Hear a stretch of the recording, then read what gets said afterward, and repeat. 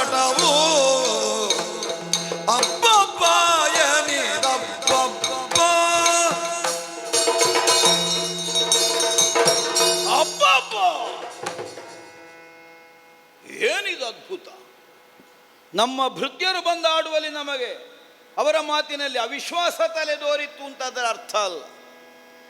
ಯಮಕಿಂಕರರನ್ನಾದರೂ ತಡೆದು ನಿಲ್ಲಿಸಬಲ್ಲ ವರ್ಚಸ್ಸನ್ನು ಒಬ್ಬಳಾಕೆ ಭೂಲೋಕದಲ್ಲಿ ಸಂಜನಿಸಿದವಳು ಹೊಂದಿರ್ತಾಳೆ ಅಂತಾದರೆ ಅವಳದ್ದಾದಂತಹ ಬದುಕಿನ ಸಾಧನೆ ಅನನ್ಯವಾದದ್ದು ಅನ್ನುವುದು ಅರಿತುಕೊಳ್ಳುವಲ್ಲಿ ಅಸಮರ್ಥತೆ ಇದ್ದವನಿಗೆ ಯಮ ಅಂತ ಹೆಸರು ಬರುವುದಿಲ್ಲ. ಅವಳದ್ದಾದಂತಹ ವಿಶೇಷತೆಯನ್ನು ನಾನು ಈಗಾಗಲೇ ಗುರುತಿಸಿಕೊಂಡವನೇ. ಆದರೆ ನಮ್ಮ ನಿರೀಕ್ಷೆಗೂ ಮೀರಿದಂತಹ ಒಂದು ಪ್ರಭಾವ ಅಹುದಲ್ಲ. ದೇವಾನುದೇವತೆಗಳಾದಂತಹ ನಮ್ಮ ಸನಿಹವನ್ನು ಸೇರುವುದಕ್ಕೆ ಸಾಮಾನ್ಯರಾದವರಿಗೆ ಸಂದರ್ಭ ಒದಗುವುದಿಲ್ಲ ಅಥವಾ ಸಾಮರ್ಥ್ಯ ಸಾಕಾಗುವುದಿಲ್ಲ. ಯಾಕೆ ಸಾಕಾಗುವುದಿಲ್ಲ? ನಮ್ಮಲ್ಲಿರಬಹುದಾದಂತಹ ವರ್ಚಸ್ಸಿನ ಪ್ರಭಾವಲಯವೇ ನಮಗೆ ಆವರಣವಾಗಿ ನಮ್ಮನ್ನು ಕಾಯ್ತಾ ಇರ್ತದೆ. ಈಗ ನೋಡಿದರೆ ಭೂಲೋಕದಲ್ಲಿ ಸಂಜನಿಸಿದಂತಹ ಒಬ್ಬಳಾಕೆ ತರುಣಿ ಸಾವಿತ್ರಿ ನಾಮಕಳು ತನ್ನ ಸನಿಹದಲ್ಲಿ ತನ್ನದ್ದಾದಂತಹ ವರ್ಚಸ್ಸಿನ ಮೂಲಕವಾಗಿ ಒಂದು ಪ್ರಭಾವಲಯವೇ ಸೃಷ್ಟಿಯಾಗುವ ಹಾಗೆ ಬದುಕು ನಡೆಸಿದವಳು ಅನ್ನುವುದು ಇಲ್ಲಿಗೆ ಸೇರಿದಂತಹ ಕಾಲಕ್ಕೆ ನಮಗೆ ಅರ್ಥ ಆಗಿ ಹೋಯಿತು. ಹೋಗಿ ಪಾಶೈಕಿ ಎಳ್ಕೊಂಡು ಹೋಗುತ್ತೆ. ಹೀಗೆ ಭಾವಿಸಿ ಬಂದರೂ ಅಲ್ಲಿರಬಹುದಾದಂತಹ ಪ್ರಭಾವಲಯವನ್ನು ಕಂಡಾಗ ಈಗ ನಾವು ಹೇಗೆ ಕರ್ತವ್ಯದಲ್ಲಿ ಮುನ್ನಡೆಯಲಿ ಅನ್ನೋ ಬಗ್ಗೆ ಒಂದು ಕ್ಷಣ ನಾನಾದರೂ ನಿಂತು ಯೋಚಿಸಬೇಕಾದಂತಹ ಸನ್ನಿವೇಶ ಸೃಷ್ಟಿಯಾದದ್ದು ಸುಳ್ಳಲ್ಲ.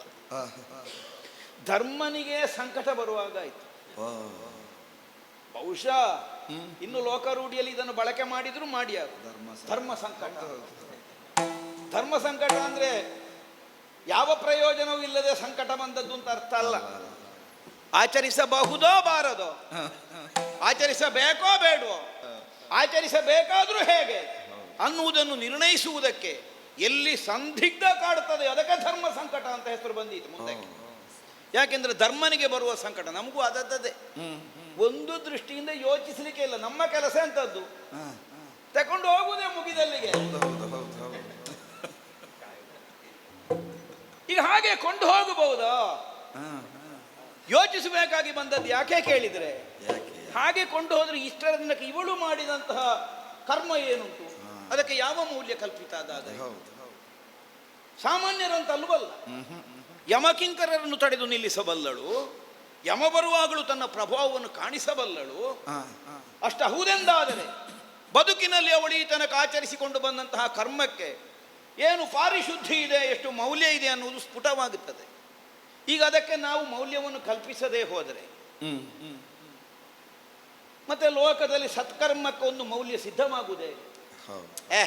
ಅದನ್ನೆಲ್ಲ ಅವರು ಲೆಕ್ಕ ಮಾಡುವುದಿಲ್ಲ ಅಂತಾದ್ರೆ ನಾಳೆ ಯಾರು ಏನನ್ನೂ ಮಾಡಿಯ. ಲೋಕದಲ್ಲಿ ಒಂದು ನಿಯಮಬದ್ಧತೆಯ ಬದುಕು ಬರಬೇಕೆಂದಾದರೆ ಯಾವುದು ಲೋಕಕ್ಕೆ ನಿಯಮವೋ ಅದನ್ನು ಆಚರಿಸಿಯೇ ಬದುಕಿದವರನ್ನು ನಾವು ಮನ್ನಿಸುವುದನ್ನು ಮೊದಲು ತೋರಿಸಿಕೊಡಬೇಕು. ನಿಯಮಬದ್ಧತೆಯಿಂದ ಬದುಕಿದ್ರೆ ಏನಾಗುತ್ತದೆ?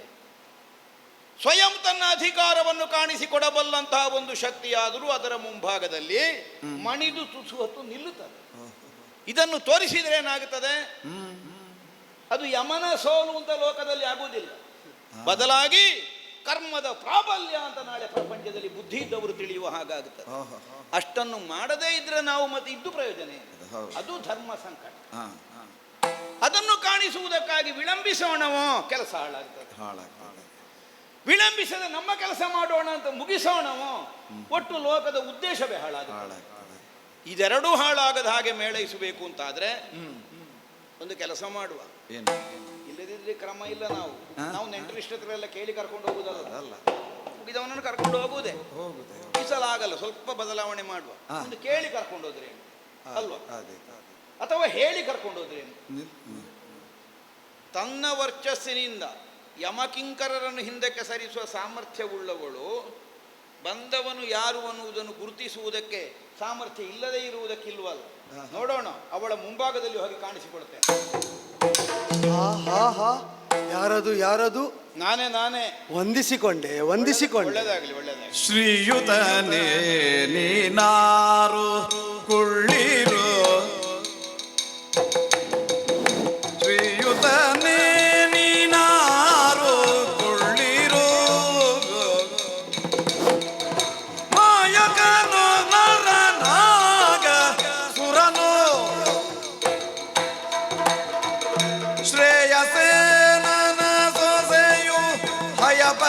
ಕಾಯಜಳು ವಂದಿಸುವೆನು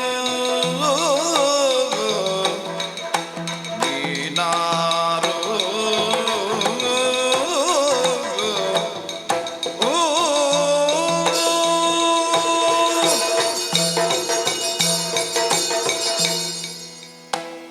ಶ್ರೀಯುತನೇ ವಂದಿಸಿಕೊಂಡೆ. ಒಳ್ಳೆದಾಗಲಿ. ದ್ಯುಮತ್ಸೇನನ ಸೊಸೆ ನಾನು, ಓ ಅಶ್ವಪತಿ ಸುತೆ ನಾನು. ಓಹೋ, ಇದೋ ಇದೋ ಇದೋ ನನ್ನ ಬೌದ್ಧಿಕಿನ ಸೌಭಾಗ್ಯದ ಸ್ವರೂಪವಾದ ಸತ್ಯವಾನನ ಸತಿ ನಾನು. ಸಾವಿತ್ರಿ ಅಲ್ವಾ? ಅರಿತು ಬಂದೆಯ? ಏನು ಗೊತ್ತಿಲ್ಲದು, ನಮಗೆ ಊರಿನಲ್ಲಿದ್ದದ್ದೆಲ್ಲ ಸುದ್ದಿ ಬರ್ತದೆ. ಹಂಬಲಿಸಿದ್ದೆ ನಾನು ಅಸಹಾಯಕಳಾಗಿ.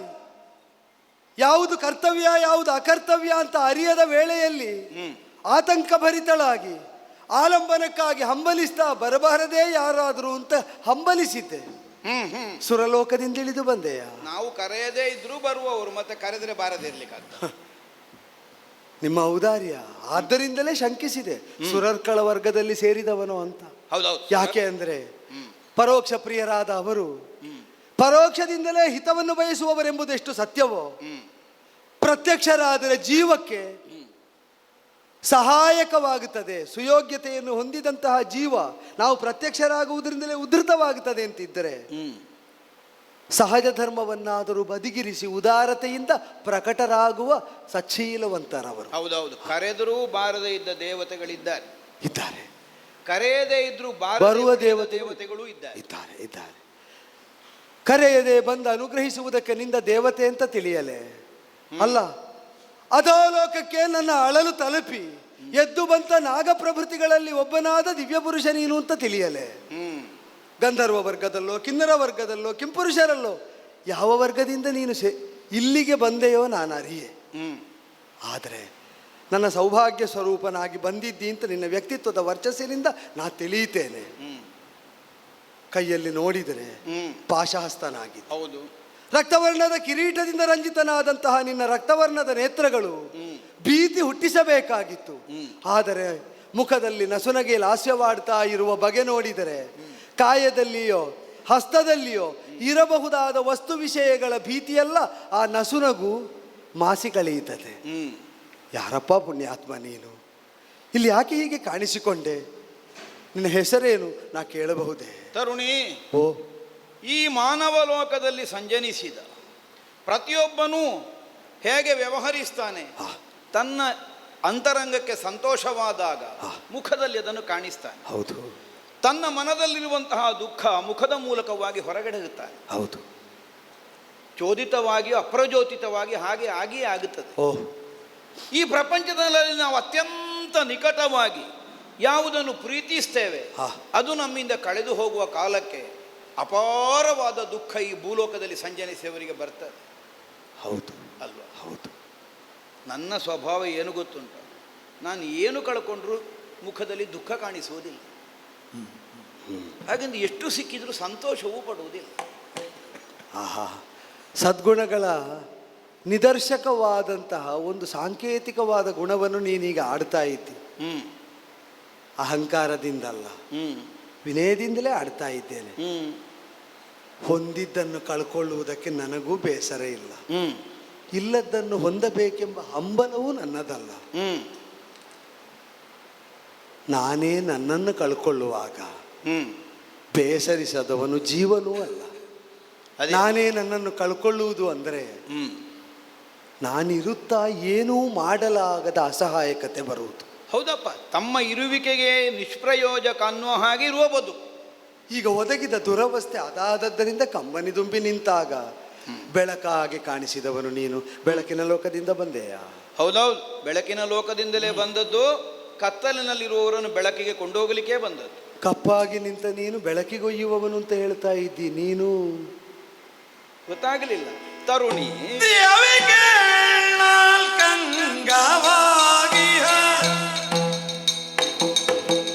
ಜೀವ ಜಯ ಶಿಕ್ಷೆ ಗೈವವ ಗೋವಿದಳೆ ಯಮಧರ್ಮ ದಿಗದಿವ ಜೀವನುಯ್ಯಲು ಬಂದೆನು ಭಾವೇ ಪತಿ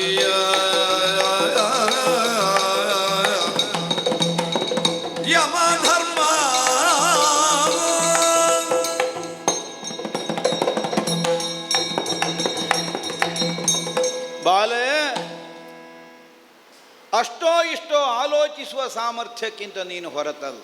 ಹಾ ಹಾಗೆಂದು ನಮ್ಮ ತರ್ಕವೇ ಸಿದ್ಧಾಂತ ಆಗಬೇಕು ಅನ್ನುವುದೂ ಸಲ್ಲ. ಸಿದ್ಧಾಂತವನ್ನು ಕಂಡುಕೊಳ್ಳುವಲ್ಲಿ ಒಂದು ಮಾಧ್ಯಮವಾದೀತೆ ಹೊರತು ಅದೇ ಪೂರ್ಣ ಪ್ರಮಾಣದಿಂದ ಸಿದ್ಧಾಂತ ಆಗಬೇಕೆಂದೇನೂ ಇಲ್ವಲ್ಲ. ಬಂದವನು ಯಾವನೋ ದಿವ್ಯ ಪುರುಷ ಅನ್ನುವುದು ನಿನಗೆ ತಿಳಿದುಕೊಳ್ಳುವುದಕ್ಕೆ ಸಾಧ್ಯ ಆಗಿದೆ. ಅಷ್ಟು ತೋಚಿತು. ಆದರೆ ಬಂದವನಾರು ಅನ್ನುವುದರ ಕುರಿತು ಒಂದು ನಿಖರವಾದ ತಿಳುವಳಿಕೆಯನ್ನು ಹೊಂದುವುದಕ್ಕೆ ನಿನ್ನ ಮತಿಗೀಗ ಆಗಲಿಲ್ಲ.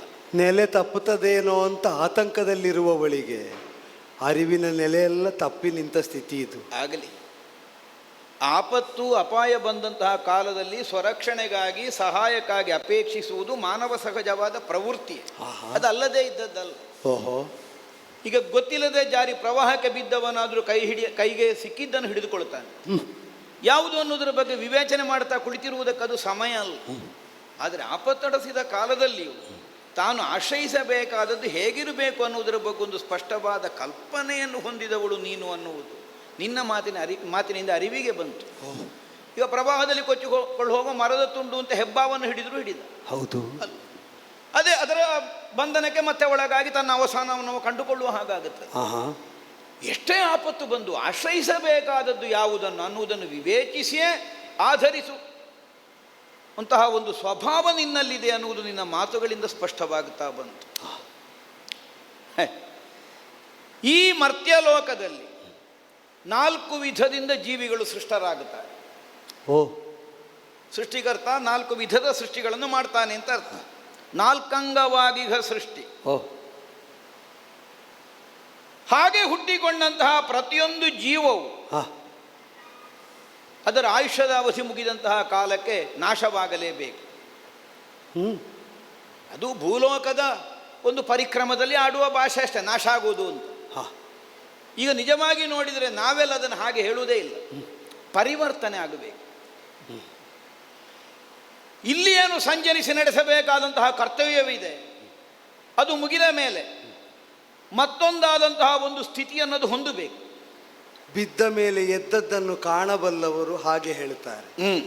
ಬಿದ್ದ ಮೇಲೆ ಎದ್ದದ್ದನ್ನು ಕಾಣಲಾಗದವರು ನಾಶ ಅಂತ ಆಡ್ತಾರೆ. ಹೌದೌದೌದು. ಇದು ಕೇವಲ ಬಿದ್ದದ್ದು ಮಾತ್ರ ಅಲ್ಲ, ಆ ತನಕ ಒಳಗಿದ್ದದ್ದೇ ಒದ್ದು ಬೀಳಿಸಿ ಎದ್ದು ಹೋಗುವ ಸ್ಥಿತಿಯನ್ನು ನಾನು ಹೇಳ್ತಾ ಇರೋದು. ಆ ತನಕ ಒಳಗಿದ್ದದ್ದು ಅದೇ ಒದ್ದು ತನ್ನ ದೇಹವನ್ನು ತಾನೇ ಬೀಳಿಸಿ ಮೇಲಕ್ಕೆ ಎದ್ದು ಹೋಗುತ್ತದೆ. ಅದನ್ನೇ ಹಾಗೆ ಎದ್ದು ಹೋಗಬೇಕಾದಂತಹ ಒಂದು ಕ್ರಿಯೆಗೆ ಪ್ರೇರಕವಾಗಿ ಕರ್ತವ್ಯವನ್ನು ನಿರ್ವಹಿಸುವವನು ನಾನು. ಯಮಧರ್ಮ ಅಂತ ನನಗೆ ಹೆಸರು. ಈ ಪ್ರಪಂಚದಲ್ಲಿ ಸಂಜನಿಸಿದಂತಹ ಪ್ರತಿಯೊಬ್ಬರ ಆಯುಷ್ಯವು ಯಾವ ಕ್ಷಣಕ್ಕೆ ಮುಗಿಯುತ್ತದೆ ಅನ್ನುವುದನ್ನು ನಿರ್ಣಯಿಸಿ ನನ್ನ ಕೈವಶಕ್ಕವರನ್ನು ತೆಗೆದುಕೊಂಡು ಕರೆದೊಯ್ಯಬೇಕಾದಲ್ಲಿಗೆ ಕರೆದೊಯ್ಯುವುದು ನನಗಿರುವ ಕಾಯಕ. ಸಂಯಮಿನಿ ನಾನಿರುವಂತಹ ಲೋಕದ ಹೆಸರು. ಕೇಳಿಬಲ್ಲೆ. ನಿಯಮ ಪರಿಪಾಲನೆಯಲ್ಲಿ ನಿಷ್ಣಾತನು ಅನ್ನುವುದರಿಂದಲೂ ನಾನು ಯಮನೆ. ನಾನು ಏನು ತಪ್ಪಿದ್ರು ನಿಯಮ ತಪ್ಪುವುದಿಲ್ಲ ಅವನು. ಅದಕ್ಕಾಗಿ ಇಲ್ಲಿಗೀಗ ಬಂದಿದ್ದೇನೆ.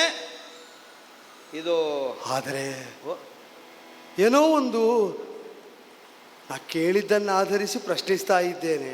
ಉದ್ದಟಳು ಅಂತ ತಿಳಿಯಬಾರದು. ಇಲ್ಲ ಇಲ್ಲ, ಪ್ರಶ್ನೆ ಉಂಟಾ?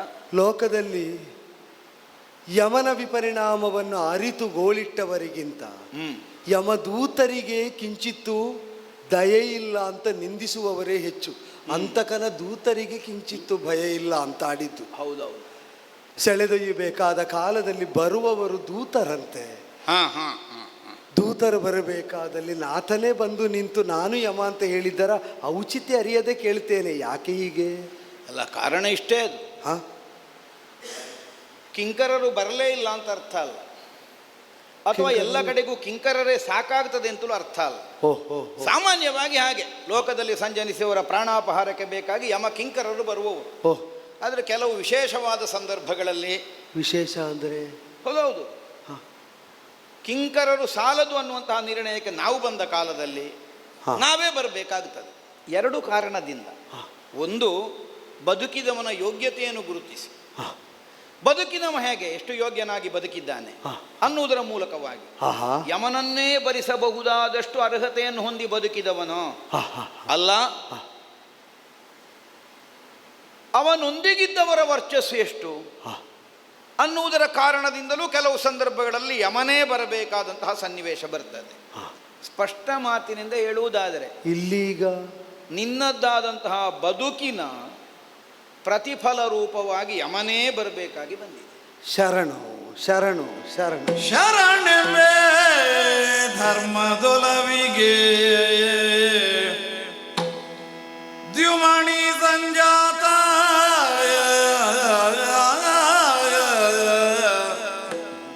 ಸರಿವೆ ಪಿಂದಕೆಯಾದಡುವುದೊಂದು ಸರಿವೆ ಪಿಂದಕೆಯಾದಡಿಹುದು ಭಿನ್ನಪು ಅರಸ ನಮ್ಮ ಗುಳಿಯಬೇಕೆನಗೆ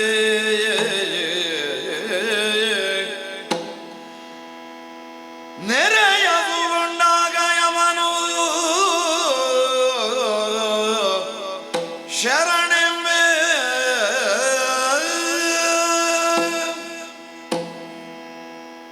ಶರಣ್ಯನು ನೀನು ಹೌದು, ನಾವು ಒಪ್ಪಿದರೂ ಒಪ್ಪದಿದ್ದರು. ಯಾಕೆ ಅಂದರೆ ಸಾವಿಗೆ ನಾವು ಶರಣಾಗುವುದಿಲ್ಲ ಅಂದು ಬದುಕಿದ ಮಂದಿಗಳಿಲ್ಲ ಈ ಲೋಕದಲ್ಲಿ. ಅದೇ ಹುಟ್ಟಿದವಲ್ಲ ಪ್ರತಿಯೊಬ್ಬನು ಶರಣಾಗಲೇ ಬೇಕು, ಶರಣಾಗತಕ್ಕದ್ದು. ಸಾವನ್ನು ಒಪ್ಪಿ ಸ್ವೀಕರಿಸುವವರು ವಿರಳರಿರಬಹುದು. ಒಪ್ಪದಿದ್ದರೂ ಸ್ವೀಕರಿಸಬೇಕಾದ ಬದ್ಧತೆಗೊಳಗಾದವರು ಅನೇಕರಿಲ್ಲ. ಅದೇ ಆದರೆ ನಾ ಶರಣೆಂದದ್ದು ಯಾಕೋ ಧರ್ಮದೊಲವಿಗೆ,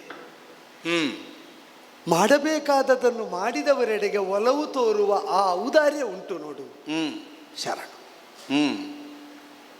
ಈಗ ಇಲ್ಲಿ ಪ್ರಕಟವಾದದ್ದು ನನ್ನ ಸತ್ಕರ್ಮಾನುಷ್ಠಾನದ ವ್ರತಾನುಷ್ಠಾನಾದಿಗಳಿಗೆ, ಸೇವಾ ತತ್ಪರತೆಗೆ, ಬದುಕಿದ ವಿಧಾನಕ್ಕೆ, ಆಚರಿಸಿದ ಧರ್ಮಕ್ಕೆ ಅಂತ ಆದರೆ ಪರಮಾನುಗ್ರಹ ಆಯಿತು ಅಂತ ಪುಳಕಿತಲಾಗಿ ನಮಿಸ್ತಾ ಇದ್ದೇನೆ. ಕೈ ಮುಗಿದೆ, ತಲೆ ತಗ್ಗಿಸಿದೆ. ಅದೇ ಅದೇ ನೀನು ಆರ್ತತೆಯಿಂದ ಕೂಗಿಕೊಂಡದ್ದು ನಮ್ಮ ಲೋಕದ ತನಕ ಕೇಳಿಸಿತು.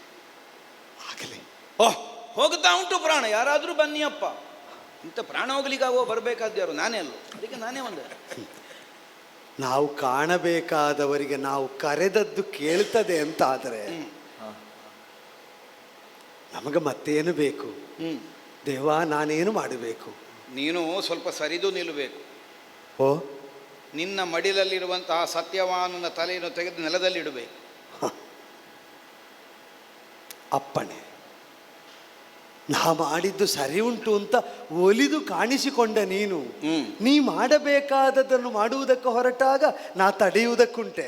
ತಡೆದ್ರೆ ನೀನು ಈ ತನಕ ಮಾಡಿದ್ದು ಸುಸಿಯಾಗ್ತದೆ. ಯಾಕೆಂದರೆ ವ್ರತ ಮಾಡಿದ್ದಿ, ನಿಯಮಬದ್ಧವಾದ ಬದುಕು ಸಾಗಿಸಿದ್ದಿ. ನಿನ್ನ ವ್ರತ ನಿಯಮಾದಿಗಳಿಗೆ ಒಂದು ಫಲಸಿದ್ಧಿ ಆಗುತ್ತದೆ ಅನ್ನುವ ವಿಶ್ವಾಸದಿಂದಲ್ಲೋ ಮಾಡಿದ್ದು. ಖಂಡಿತ.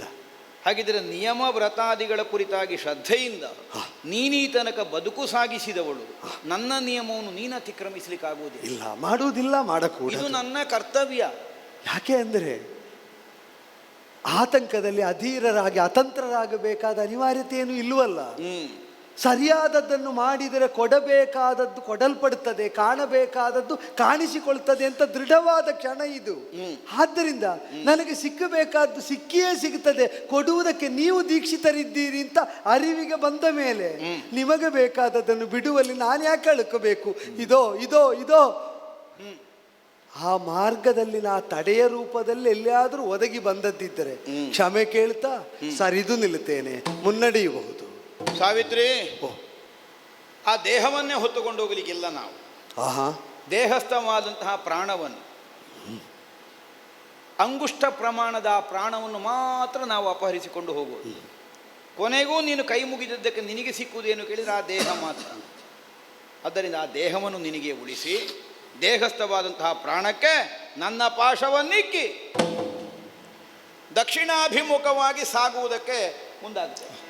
ಧರ್ಮದೊಲವಿಗೆ ಜಯವಾಗಲಿ.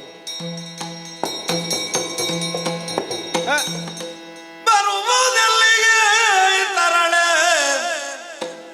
ಬರುವುದೆಲ್ಲಿಗೆ ತರಳೆ ಎಂದರೆ ಬರುವೆ ಪತಿ ಬಳಿಗೆಂದಳವಲೇ.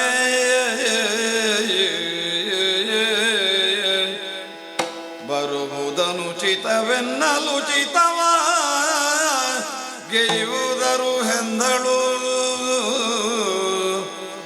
ಬರುವುದೆಲ್ಲಿಗೆ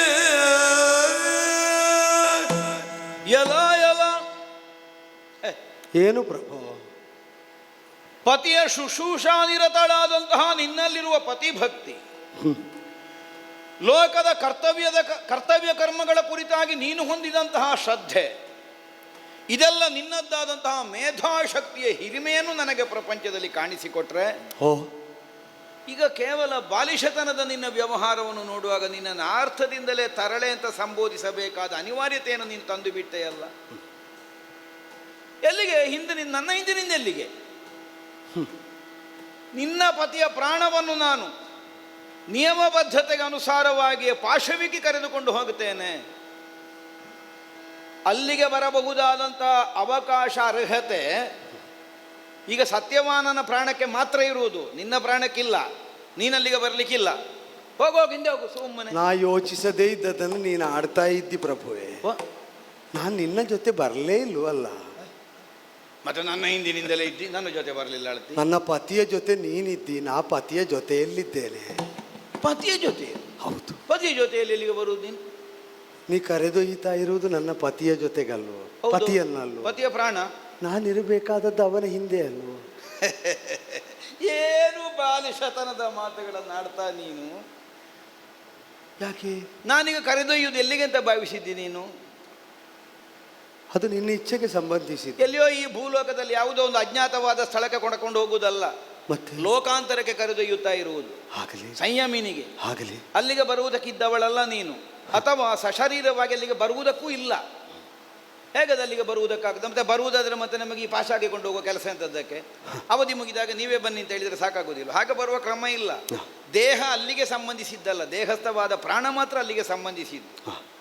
ಹಾಗಾಗಿ ದೇಹವನ್ನು ಇಲ್ಲಿಯೇ ಬಿಟ್ಟು ನೀನು ಹೇಳ್ತಿ ಪತಿಯನ್ನು ಅನುಸರಿಸಿಕೊಂಡು. ಹೌದು, ಸರಿ, ಸತಿ ಧರ್ಮದ ಹೌದು. ಹೌದು. ಪತಿಯನ್ನು ಅನುಸರಿಸಿಕೊಂಡೇ ಬದುಕು ಸಾಗಿಸಬೇಕು ಸತಿಯಾದವಳು. ಪತಿವ್ರತೆಯಾದವಳಿಗೆ ಅದು ಕರ್ತವ್ಯವೇ. ಎಲ್ಲಿಯ ತನಕ? ಎಲ್ಲಿಯ ತನಕ?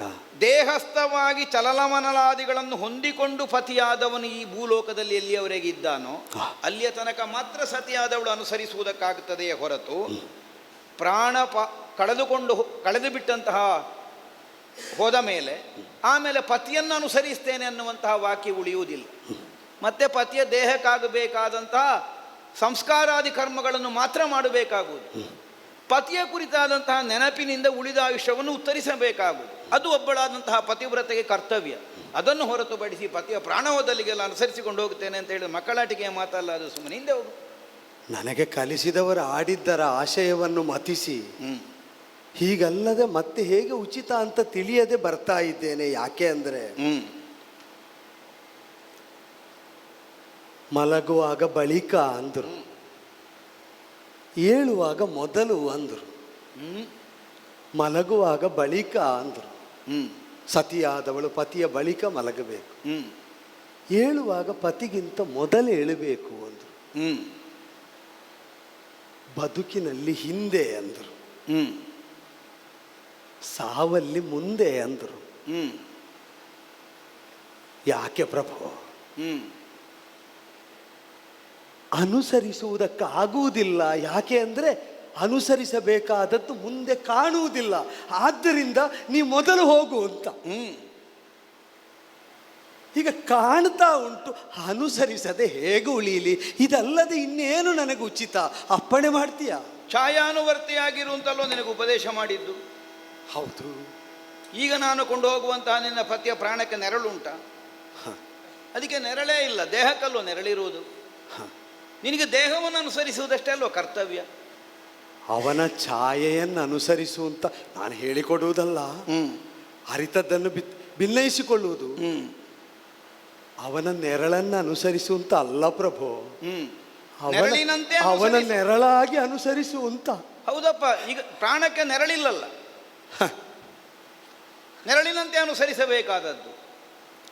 ಯಾಕಂದ್ರೆ ಸಂಬಂಧ ಅನ್ನುವುದು ಸಿದ್ಧವಾಗುವುದು ದೇಹದೊಂದಿಗೆ ಹೊರತು ಪ್ರಾಣದೊಂದಿಗೆ ಅಲ್ಲಾಡುವುದು. ನಾನು ಸ್ವರೂಪ ಪ್ರಕಟವಾದರೆ ಬೆಳಕಿದ್ದಲ್ಲಿ ನೆರಳು ಬರಬೇಕು, ನೆರಳಿರಬೇಕು. ಕೆಲವೊಮ್ಮೆ ಕಾಣದಿದ್ದರೂ ನೆರಳಿಲ್ಲ ಅಂತಲ್ಲ, ನೆರಳೊಂದಾಗಿ ಇರಬೇಕು. ಅದೇ ನೆರಳನ್ನು ಕಾಣಿಸುವಂತೆ ಬೆಳಕದ್ರ ಮೇಲೆ ಬೀಳಲಿಲ್ಲ ಅಂತಷ್ಟೇ ಅರ್ಥ. ಇಲ್ಲಿ ಸ್ವರೂಪವೂ ಉಂಟು, ಬೆಳಕು ಉಂಟು, ನೆರಳಿಲ್ಲದಿರುವುದು ಹೇಗೆ? ಓಹೋ, ನಿನ್ನ ಪತಿಯ ಪ್ರಾಣ ಕಾಣ್ತಾ ಇದ್ದೇನಲ್ಲ, ಸ್ವರೂಪ ಕಾಣ್ತಾ ಉಂಟು, ಬೆಳಕು ಕಾಣ್ತಾ ಉಂಟು, ನೆರಳಿಲ್ಲದಿರುವುದು ಹೇಗೆ? ಓ, ನಿನ್ನ ಪತಿಯ ಪ್ರಾಣದ ಬೆಳಕು ಯಮಧರ್ಮ ಅನ್ನುವ ಭಾವದಿಂದ ನೀನು ಅನುಸರಿಸ್ತಾ ಇದ್ದೆ ಅಲ್ವೋ? ನನ್ನ ಪತಿಯನ್ನು ಈ ಸ್ಥಿತಿಯಲ್ಲೂ ತೋರುವ ಬೆಳಕು ಯಮಧರ್ಮ ಅಂತ. ಯಾವ ಪತಿವ್ರತೆಯೇ ಆಗಲಿ ಗಂಡನ ಅಳಿವಾದ ಮೇಲೆ ಕೊಂಡು ಹೋದ ಯಮನಿಗೆ ಶಾಪವೇ ಹಾಕೋದು. ನನ್ನ ಮಾಂಗಲ್ಯ ಹೋಯಿತು, ನನ್ನ ಹಣೆಯ ಸಿಂಧೂರ ಹೋಯಿತು, ನನ್ನ ಸೌಭಾಗ್ಯ ಹಳಿದು ಹೋಯಿತು, ನನ್ನ ಬದುಕೇ ಕತ್ತಲಾಗಿ ಹೋಯಿತು. ಇದಕ್ಕೆ ಕಾರಣ ಯಾರು? ಯಮ. ಅವನ ನಿಯಮವನ್ನೇ ಅವ ಮಾಡಿದ್ದು, ಆದರೆ ಅದನ್ನು ಕಾಣುವುದಿಲ್ಲ. ನೀನು ಹಾಗಲ್ಲ. ಯಾವನು ತನ್ನ ಬದುಕಿಗೆ ಕತ್ತಲೆ ತುಂಬಿದವ ಅಂತ ಭಾವಿಸಬೇಕಾಗಿತ್ತೋ ಅವನೇ ತನ್ನ ಪತಿಗೂ ತನಗೂ ಬಾಳಿಗೆ ಬೆಳಕಾಗಿ ಬಂದವ ಅಂತ ಭಾವಿಸುವಷ್ಟು ಪ್ರೌಢಿಮೆಯನ್ನು ಹೊಂದಿ. ಯಮನನ್ನು ತುಂಡರಿಸ ಬಯಸಿದವರು ಹಿಡಿಶಾಪ ಹಾಕಿಯಾರು. ಆದರೆ ಹೀಗೆ ಯಮ ಇಡಿಯಾಗಿ ಕಂಡವರು ಶಪಿಸಲಾರರು ಪ್ರಭು. ಯಾಕೆ ಅಂದ್ರೆ ಯಮ ಅಂದ್ರೆ ಯಮ ಧರ್ಮನೇ ತಾನೆ. ಮೆಚ್ಚಿದೆ ಮೆಚ್ಚಿದ ಮೆಚ್ಚಿದೆ ಭದ್ರೇ ತವ ನಿಷ್ಠೆಯ ಜಾಣ್ಮೆಯ ಮುದ್ರೆ ಅಚ್ಚದರಿದ್ರಿಗೆ ನಿಧಿಯಿತ ತೆರನಾಯ್ತು ಇಚ್ಛಿತ ಉಚ್ಚರಿಸಿದ್ದೆ ಪದಿಯ ಬಿಟ್ಟು ಮೆಚ್ಚಿದ ಮೆಚ್ಚಿದೆ ಭದ್ರೇ.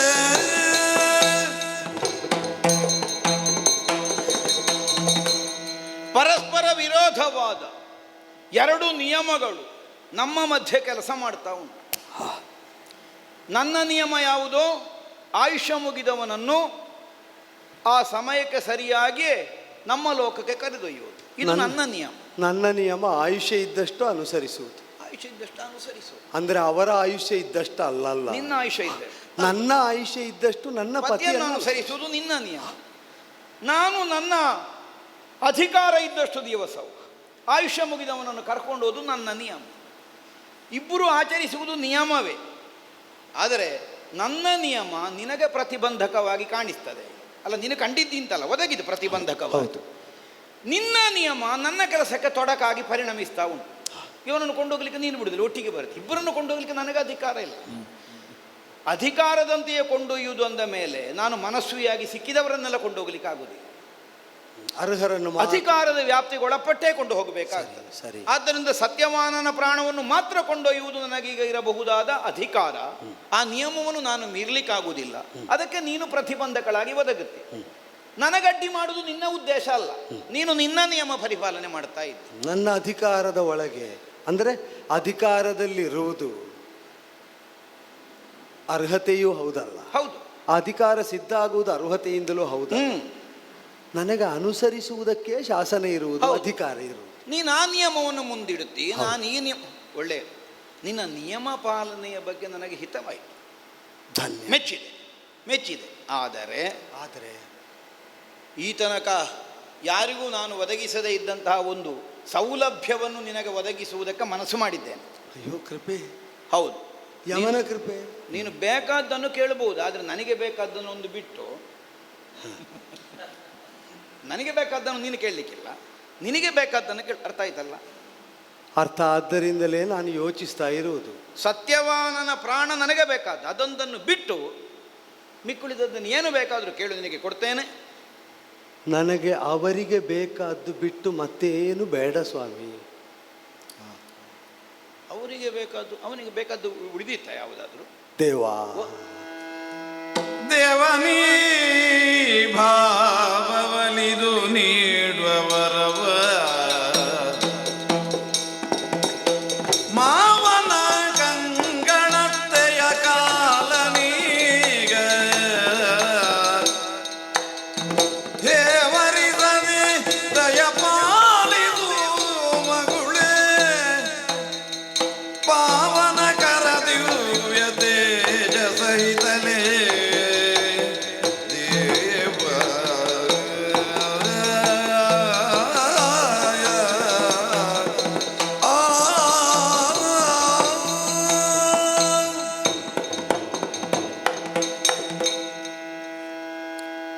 ದೇವಾ, ಬೆಳಕಿದ್ದಲೂ ಕಾಣಲಾಗದ ಅಸಹಾಯಕರು ಅವರ ತಂದೆ ತಾಯಂದಿರು, ನನ್ನ ಅತ್ತೆ ಮಾವಂದಿರು. ಅದು ಯಾಕೆ ಬೆಳಕಿದ್ರು ಅವರು ಕಾಣುವುದಿಲ್ಲ? ಬೆಳಕು ಗ್ರಹಿಕೆಗೆ ಬರುವುದು ನಮಗೆ ದೃಷ್ಟಿ ಇದ್ರೆ ಅಲ್ವೋ. ಹೌದು. ಕಂಗಳಲ್ಲಿ ಬೆಳಕಿಲ್ಲ. ಓ. ಅಲ್ಲ, ಅದನ್ನು ಹೀಗೆ ಹೇಳಬಹುದೋ ಏನೋ. ಹೇಗೆ? ನನ್ನ ಮಾವನ ಬೆಳಕನ್ನು ನೀನು ಒಯ್ತಾ ಇದ್ದಿ ಪ್ರಭು. ನನ್ನ ಅತ್ತೆಯ ಪಾದದ ಶಕ್ತಿಯನ್ನು ನೀವು ಒಯ್ತಾ ಇದ್ದಿ. ಈಗ ಸತ್ಯವಾನನ ಪ್ರಾಣದಲ್ಲಿ ಅದೆಲ್ಲ ಸೇರಿಕೊಂಡು ಉಂಟ? ಹೌದು. ಅದೇ ಕಣ್ಣಿಲ್ಲದ ತನ್ನಪ್ಪನಿಗೆ ಕಣ್ಣಾಗಿದ್ದವರವರು, ಕಾಲಿಲ್ಲದ ತನ್ನ ತಾಯಿಗೆ ನಡೆಯುವುದಕ್ಕೆ ಬೇಕಾದ ಪಾದವಾಗಿ ಒದಗಿದವರವರು. ಆ ಪಾದದ ಶಕ್ತಿಯು ಕಣ್ಣಿನ ಬೆಳಕನ್ನು ನೀನು ಕೊಂಡೊಯ್ಯುವಾಗ ನನಗೆ ಹಾನಿ ಮಾಡದೆ ನನಗನುಸರಿಸುವುದಕ್ಕೆ ಅವಕಾಶ ಸಿಕ್ಕಿದೆ. ಪಾಪ, ಅವರಿಗೆ ಯಾರಿದ್ದಾರೆ ಇನ್ನು? ಹುಟ್ಟುತ್ತಲೇ ಕುರುಡಲ್ಲ ನಿನ್ನ ಮಾವ ಅಲ್ಲ, ಹುಟ್ಟುತ್ತಲೇ ಕುಂಟಿಯೂ ಅಲ್ಲ ನಿನ್ನ ಅತ್ತೆ ಅಲ್ಲ, ಬದುಕಿನಲ್ಲಿ ಮತ್ತೆ ಕಳಕೊಂಡು. ಹೌದು. ಆದರೆ ಕಳಕೊಂಡದ್ದಕ್ಕಾಗಿ ಹಂಬಲಿಸಲಿಲ್ಲ. ಇರುವ ಒಬ್ಬನೇ ಒಬ್ಬ ಮಗನ ಮೂಲಕವಾಗಿ ಅದೇ ನಮ್ಮ ಕಣ್ಣನ್ನು ಕಾಲನ್ನು ಕಂಡುಕೊಂಡು ಕೊರತೆಯನ್ನು ನೀಗಿಕೊಂಡ್ರು. ಕಳೆದುಕೊಂಡೆವಲ್ಲ ಅನ್ನುವ ಹಾಗೆ ಯಾರಿಗೂ ಶಾಪ ಹಾಕಲಿಕ್ಕೆ ಹೊರಡಲಿಲ್ಲ.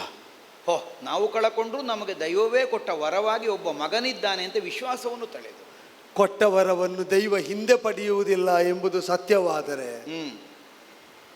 ದೈವ ಈಗ ಪತಿಯನ್ನೊಯ್ಯುವಾಗ ವರವನ್ನು ಹಿಂದೆ ತೆಗೆಯುವುದಿಲ್ಲ ಎಂಬುದು ಸತ್ಯವಾದರೆ, ಆದರೆ ಆ ವರ ಉಳಿಸುವಂತಹ ಯೋಚನೆ ಮಾಡಬೇಕು. ಮಾವನಿಗೆ ಕಂಗಳಿಗೆ ಬೆಳಕು ದಿಸಲಿ, ಅತ್ತೆಯವರ ಕಾಲುಗಳು ಪಡಿ ಮೂಡ್ಲಿ. ಇದೇ ಪ್ರಾರ್ಥನೆ. ಯಾವ ಮನೆಯ ಯಾರ ಪ್ರಾಣ ನಾವು ತೆಕ್ಕೊಂಡು ಹೋಗುದು ಆ ಮನೆ ಕತ್ತಲಾಗಲಿ ಅಂತಲ್ಲ, ವಿಶ್ವಾಸ ಇದೆ. ಇದು ಬೆಳಕಿನ ಲೋಕಕ್ಕೆ ಸೇರುವ ಸಮಯ ಬಂತು ಅನ್ನುವ ಕಾರಣಕ್ಕಾಗಿ ಮಾತ್ರ ಕೊಂಡು ಹೋಗ್ತಾ ಇರೋದು ಅಲ್ವಾ? ಹೌದು. ಒಳ್ಳೆಯದು. ನಿನ್ನ ಮಾವನಿಗೆ ಕಣ್ಣು ಬರ್ತದೆ, ಅತ್ತೆಗೆ ಕಾಲು ಬರ್ತದೆ. ಅಪ್ಪ, ನಾನು ಹೋಗ್ತೇನೆ. ಆದೀತು ಆದೀತು ಆದೀತು ಆದೀತು. ಬರುವುದೆಲ್ಲಿಗೆ ಹಂಸಯಾನೆ, ಈಗಲೂ ರೂಪತ ಶ್ರಮಗೊಂಡೆ ಭಾವೆ. ತೆರಳು ಪಿಂದಕ್ಕೆ ಮರ್ತ್ಯದೆಲ್ಲೇ ಮಿಂಚಿಹುದಿನ್ನು, ಬರಲಾರೆ ತೆರಳು ನೀನೆಂದ ಭಾನುಜನು. ಬರುವುದೆಲ್ಲಿಗೆ ಹಂಸಯಾನೆ.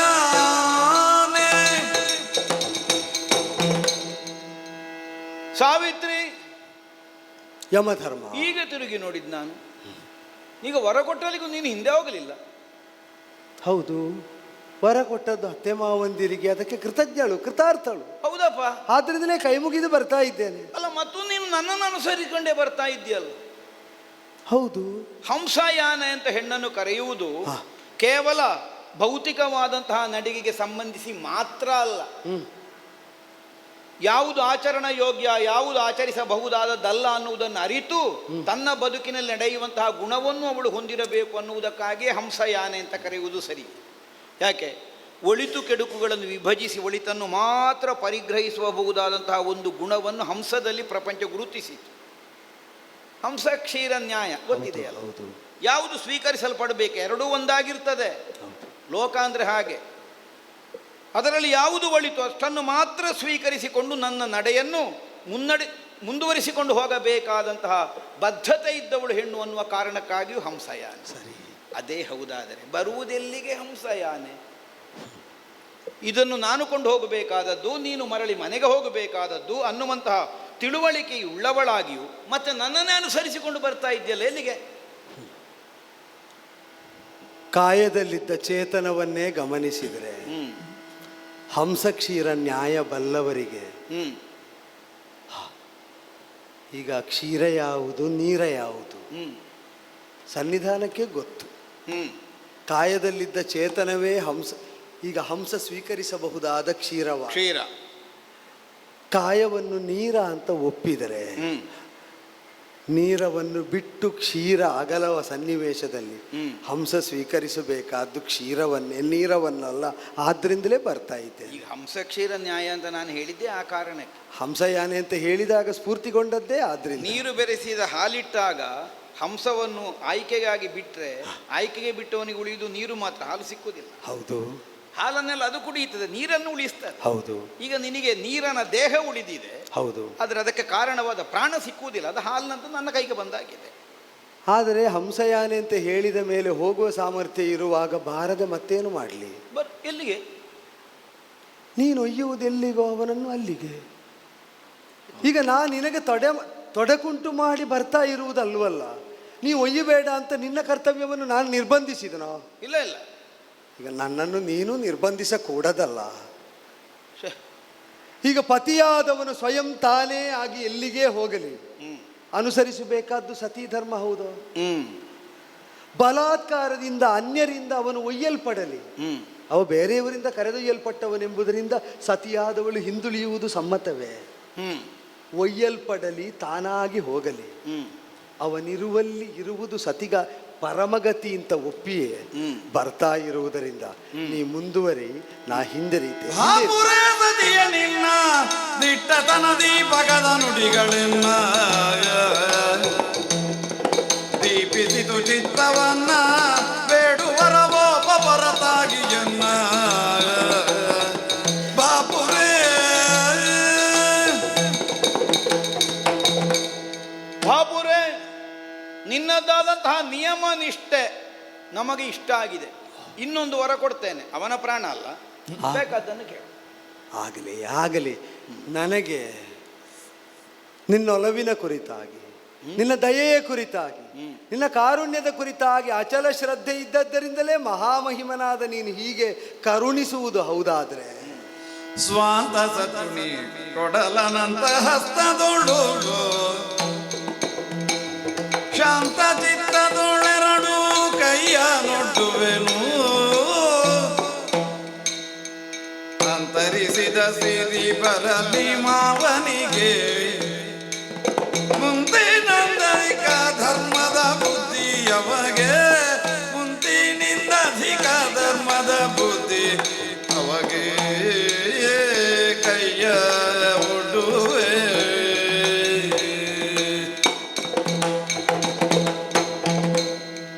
ಲೋಕದಲ್ಲಿ ಸಾಮಾನ್ಯ ಪ್ರವೃತ್ತಿ, ತಮಗ ಅಪ್ರಿಯವಾದದ್ದನ್ನಾರು ಎಸಗಿದ್ದಾನೋ ಅವನು ಸದ್ಗುಣಿ ಅಲ್ಲ ಅಂತ ಅವನ ಗುಣಸ್ವಭಾವವನ್ನು ನಿಷೇಧಿಸುವುದು.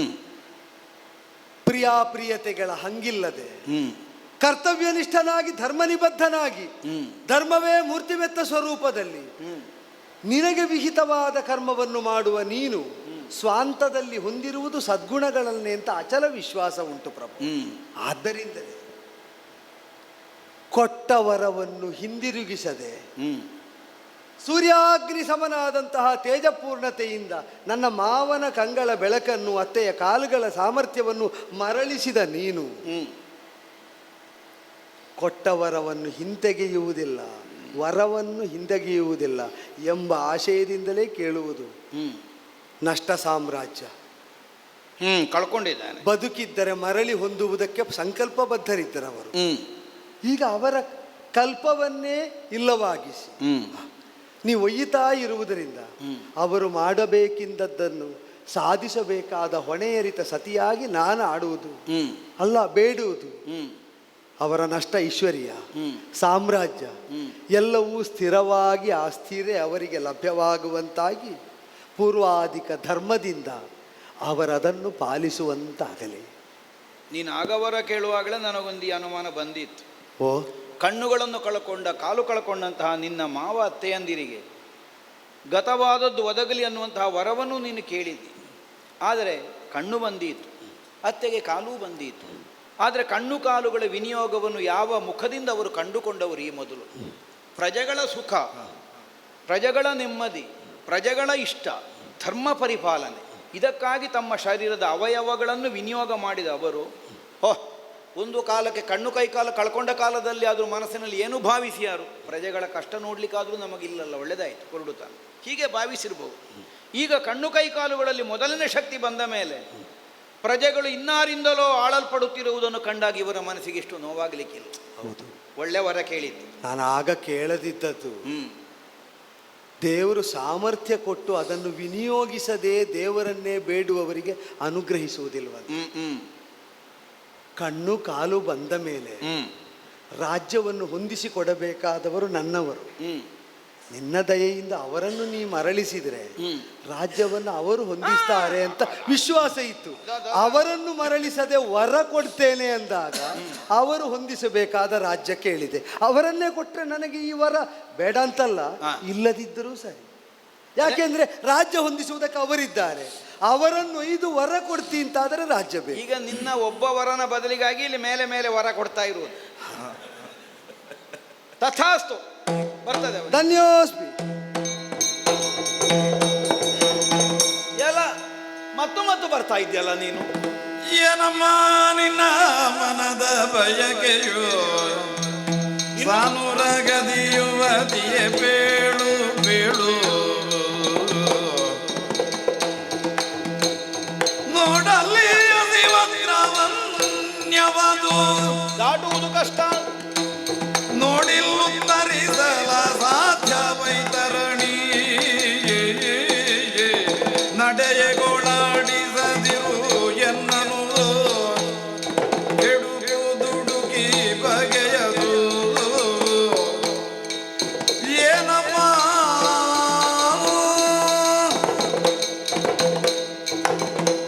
ಅಮ್ಮ ಸಾವಿತ್ರಿ, ಏನಮ್ಮ ಇದು? ಆಹಾ, ಏನು ಕರುಣೆ ಪ್ರಭು.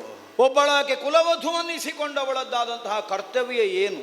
ಹಾ, ತಾನು ಹುಟ್ಟಿದ ಮನೆ, ತಾನು ಹೊಕ್ಕ ಮನೆ ಎರಡನ್ನೂ ಬೆಳಗುವಂತಹ ಕೆಲಸದಲ್ಲಿ ಯಾಕೆ ಸದಾ ನಿರತಳಾಗಿರಬೇಕು?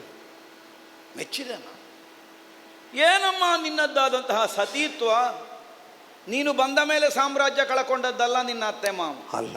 ನೀನು ಬಂದ ಮೇಲೆ ಕಣ್ಣು ಕೈ ಕಾಲು ಹೋದದ್ದಲ್ಲ ಅವರಿಗೆ ಆ ಮನೆಗೆ ಸೊಸೆಯಾಗಿ. ನೀನು ಬರುವುದಕ್ಕಿಂತ ಮೊದಲೇ ಕಳ್ಕೊಂಡ್ರು. ರಾಜ್ಯ ಕಳಕೊಂಡವನ ಮಗನನ್ನು ಮದುವೆಯಾದ. ಕಣ್ಣು ಕೈ ಕಾಲುಗಳಿಲ್ಲದೆ ಇದ್ದ ಅತ್ತೆ ಮಾವಂದಿರಿದ್ದಾರೆ ಅಂತ ಗೊತ್ತಿದ್ದೂ ಮದುವೆಯಾದ. ಹಾಗಿದ್ದರೆ ಇದರ ಅರ್ಥ ಏನು? ಮಾವನಿಗೆ ಕಣ್ಣಾಗಿ ಅತ್ತೆಗೆ ಕಾಲಾಗಿ ತನ್ನ ಬದುಕಿನ ಕರ್ತವ್ಯವನ್ನು ತಾನು ನಿರ್ವಹಿಸಿಕೊಂಡು ಹೋಗಿ ಆ ಮನೆಗೆ ಆಧಾರವಾಗುತ್ತೇನೆ ಅನ್ನುವಂತಹ ನಿರ್ಣಯದಿಂದ ಬಂದವಳು ಕೇವಲ ಆನುಷಂಗಿಕವಾಗಿ ಅವರಿಗೆ ಕೈಕಾಲೋ ಕಣ್ಣೋ ಆಗಿ ನೀನು ಒದಗಿದ್ದಲ್ಲ. ಏನನ್ನು ಕಳಕೊಂಡಿದ್ದಾರೆ, ನಷ್ಟವಾದದ್ದು ಮತ್ತೆ ಪ್ರಾಪ್ತಿಸುವುದಕ್ಕೆ ಅವಕಾಶವೇ ಇಲ್ಲದೆ ಇರುವಂತಹ ಸ್ಥಿತಿಯಲ್ಲಿ ನಷ್ಟವಾದದ್ದನ್ನಾದರೂ ನಿನ್ನದ್ದಾದಂತಹ ನಿಯಮ ನಿಷ್ಠೆಯ ಮೂಲಕವಾಗಿ ಮರಳಿಸಿ ಒದಗಿಸಿಕೊಟ್ಟಿದ್ದು. ಇನ್ನು ಇದಕ್ಕಿಂತ ದೊಡ್ಡ ಸತೀತ್ವದ ಧರ್ಮ ಎಂಥದ್ದು ಮತ ಪ್ರಪಂಚದಲ್ಲಿ? ನೀನು ಮಾಡುವಷ್ಟು ಮಾಡಿ ಆಯಿತು. ನಾನೇನಾದರೂ ಕಡಿಮೆ ಮಾಡಿದ್ದೇನೆ ಮತ್ತೊಂದು ಅನ್ನುವಂತಹ ಒಂದು ಆತಂಕವನ್ನು ನೀನು ಅನುಭವಿಸಬೇಕಾದದ್ದೇ ಇಲ್ಲ. ಬದುಕಿನಲ್ಲಿ ನೀನು ಈ ತನಕ ನಿಯಮಬದ್ಧತೆಯಿಂದ ಬದುಕಿ ಸಾಧಿಸಿದ್ದನ್ನು ಪ್ರಪಂಚವೇ ಗೊತ್ತಾಗುವ ಹಾಗೆ ಇಂದಿನ ದಿನ ಕಾಣಿಸಿಕೊಟ್ಟಿದ್ದಿ. ನನಗೂ ಅದು ಮೆಚ್ಚುಗೆ ಆಗಿದೆ. ಇಷ್ಟರವರೆಗೆ ಹೇಗೂ ನನ್ನನ್ನು ಅನುಸರಿಸಿಕೊಂಡು ಬಂದಿ. ಆದರೆ ಇನ್ನು ಮುಂದೆ ಸುಲಭ ಅಲ್ಲ ಅದು. ಅಂದರೆ ಭಾವಿಸಿದಷ್ಟು ಸುಲಭ ಇಲ್ಲ. ಇಂದಿನ ದಾರಿ ಬಹಳ ಕಷ್ಟ ಉಂಟು. ಅಕೋ ಅಲ್ಲಿ ಕಾಣ್ತಾ ಇರುವುದು ಹಸಿಪತ್ರವನ. ಎಂಥದ್ದು ಅದು ಹಸಿಪತ್ರವನ ಅಂದರೆ? ಎಂಥದ್ದು? ಮುಳ್ಳಿನ ಮೊನೆಯಂತೆ ಚೂಪಾಗಿ ಉಳ್ಳ ಎಲೆಗಳೇ ಹೊಂದಿರುವ ಮರಗಳಿರುವ ಕಾಡು ಅಂತ ಅರ್ಥ. ಎಲೆ ತಾಗಿದ್ರೆ ಸಾಕು, ಮೈ ಹರಿದು ಹೋಗ್ತದೆ. ಆಯಿತು, ಹಸಿಪತ್ರವನ ಹೇಗಾದರೂ ದಾಟಿದೆ ಅಂತ ಇಟ್ಟುಕೊ. ಆಮೇಲೆ ವೈತರಣಿ, ಅಬ್ಬಬ್ಬಬ್ಬ, ರಕ್ತವೇ ಪ್ರವಾಹದಂತೆ ಹರಿಯುತ್ತಿರುವಂತಹ ತಲೆಬುರುಡೆ, ತಲೆ ಕೂದಲುಗಳೇ ಅದರಲ್ಲಿ ತೇಲುತ್ತಾ ಸಾಗುತ್ತಿರುವಂತಹ ಆ ಒಂದು ಪ್ರವಾಹವನ್ನು ಅಯ್ಯೋಯ್ಯೋಯ್ಯೋ ಅದನ್ನು ನೋಡುವುದಕ್ಕೂ ಸಾಧ್ಯ ಇಲ್ಲ, ಸ್ಪರ್ಶಿಸುವುದು ಬಿಡು. ಅಂಥ ಒಂದು ದಾರುಣವಾದ ಪಥದಲ್ಲಿ ನೀನಿನ್ನು ಮುಂದೆ ಸಾಗಬೇಕಾಗ್ತದೆ. ನನ್ನೊಟ್ಟಿಗೆ ಬಂದರೆ ನಾವೆಲ್ಲ ಅದನ್ನು ಸ್ಪರ್ಶಿಸದೇ ಉತ್ತರಿಸಬಲ್ಲವರು. ಆದರೆ ನಿನಗೆ ಆ ಸಾಮರ್ಥ್ಯ ಇಲ್ಲ. ಆದ್ದರಿಂದ ಬರಬೇಡ, ಹಿಂದೆ ಹೋಗು. ಅಲ್ಲಿ ಅತ್ತೆ ಮಾವಂದರಿಗೆಲ್ಲ ಕಣ್ಣು ಬಂದಿರಬಹುದು. ಅವರು ರಾಜ್ಯಕ್ಕೆ ಮತ್ತೆ ಹೋಗಬೇಕಾದೀತು. ಅವರೊಟ್ಟಿಗೆ ನೀನು ಇರಬೇಕು. ಇದು ಮಗನ ಸ್ಥಾನದಲ್ಲಿ ಇದ್ದುಕೊಂಡು ಕರ್ತವ್ಯವನ್ನು ನಿರ್ವಹಿಸಬೇಕಾದಂಥ ಹೊಣೆ ನಿನಗುಂಟು. ಅವರಿಗೆ ಆಧಾರಭೂತವಾಗಿ ನೀನು ಅವರ ಸಂಸಾರವನ್ನು ಮುಂದಕ್ಕೆ ಸಾಗಿಸಬೇಕು. ಸದ್ಗೃಹಿಣಿಯಾಗಿ ನೀನು ಇರಬೇಕು. ಹೋಗು ಹೋಗು. ಪ್ರಭು, ಇದ್ದದ್ದನ್ನು ದಾಟುವಾಗ ಅದರ ಬಾಧೆ ಸೋಕದಂತೆ ನೀ ದಾಟಬಲ್ಲೆ. ನಮಗೆ ತಾಗುವುದಿಲ್ಲ ಅದು. ಅವರು ಅದರ ಮೂಲಕವೇ ಹೋಗಬೇಡುವ ಅಲ್ಲ, ನಾನು ಹೇಳ್ಕೊಂಡು ಅದು ಹಾಗೆ ಕ್ರಮ. ಅವರವರ ಕರ್ಮಕ್ಕನುಸಾರವಾಗಿ ಎಲ್ಲರೂ ಅದನ್ನು ತಾಗಿಸಿಕೊಳ್ತಾರೆ ಅಂತ ಅರ್ಥ ಅಲ್ಲ. ಕೆಲವರಿಗೆಲ್ಲ ಯಾವ ನೋವು ಗೊತ್ತಾಗುವುದಿಲ್ಲ. ಬದುಕಿನಲ್ಲಿ ಸಜ್ಜನರಾಗಿ ಸದ್ಧರ್ಮದಿಂದ ಬದುಕಿದವರಿಗೆ, ಅಲ್ಲದಿದ್ದವರಿಗೆಲ್ಲ ಚುಚ್ಚುತ್ತದೆ ಹೋಗುವಾಗ. ಅವರು ಹೋಗಬಹುದಾದ ಮಾರ್ಗ ನನಗೆ ಯಾಕೆ ಬೇಡ ಸ್ವಾಮಿ? ಇವಳೆಂತ ಮಾತಾಡ್ತಾಳೆ? ಧವನ ಸಹಗಮನದಲ್ಲಿ, ಧವನ ಸಹಗಮನದಲ್ಲಿ ಸತಿಯರು ಭವದ ಸಾಗರ ಉತ್ತರಿಸುವರು. ಧವನ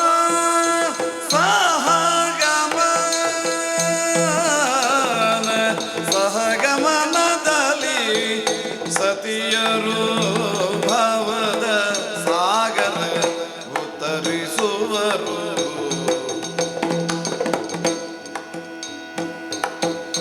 ಇರಲದಿಂತು ವೈತರಣಿ ದಾಂಟೆ ಇರಲದಿಂತು ವೈತರಣಿ ದಾಂಟೆ ದುಸ್ತರವೆಂದಿಹುದು ಧವನ ಸಹಗಮನದಲ್ಲಿ ದುಸ್ತರವೆಂದಿಹುದು.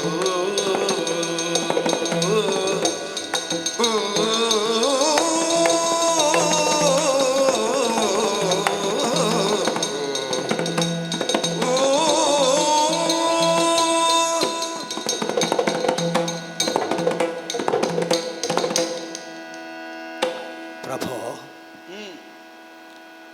ಕ್ಷತ್ರಿಯಾಣಿಯಾಗಿ ಪತಿವ್ರತೆಯಾದ ಹೆಣ್ಣು ಮಗಳು ಚೇತನ ಕಳೆದುಕೊಂಡು ಕಳೇವರವನ್ನು ಅಗ್ನಿಗರ್ಪಿಸುವ ಕಾಲದಲ್ಲಿ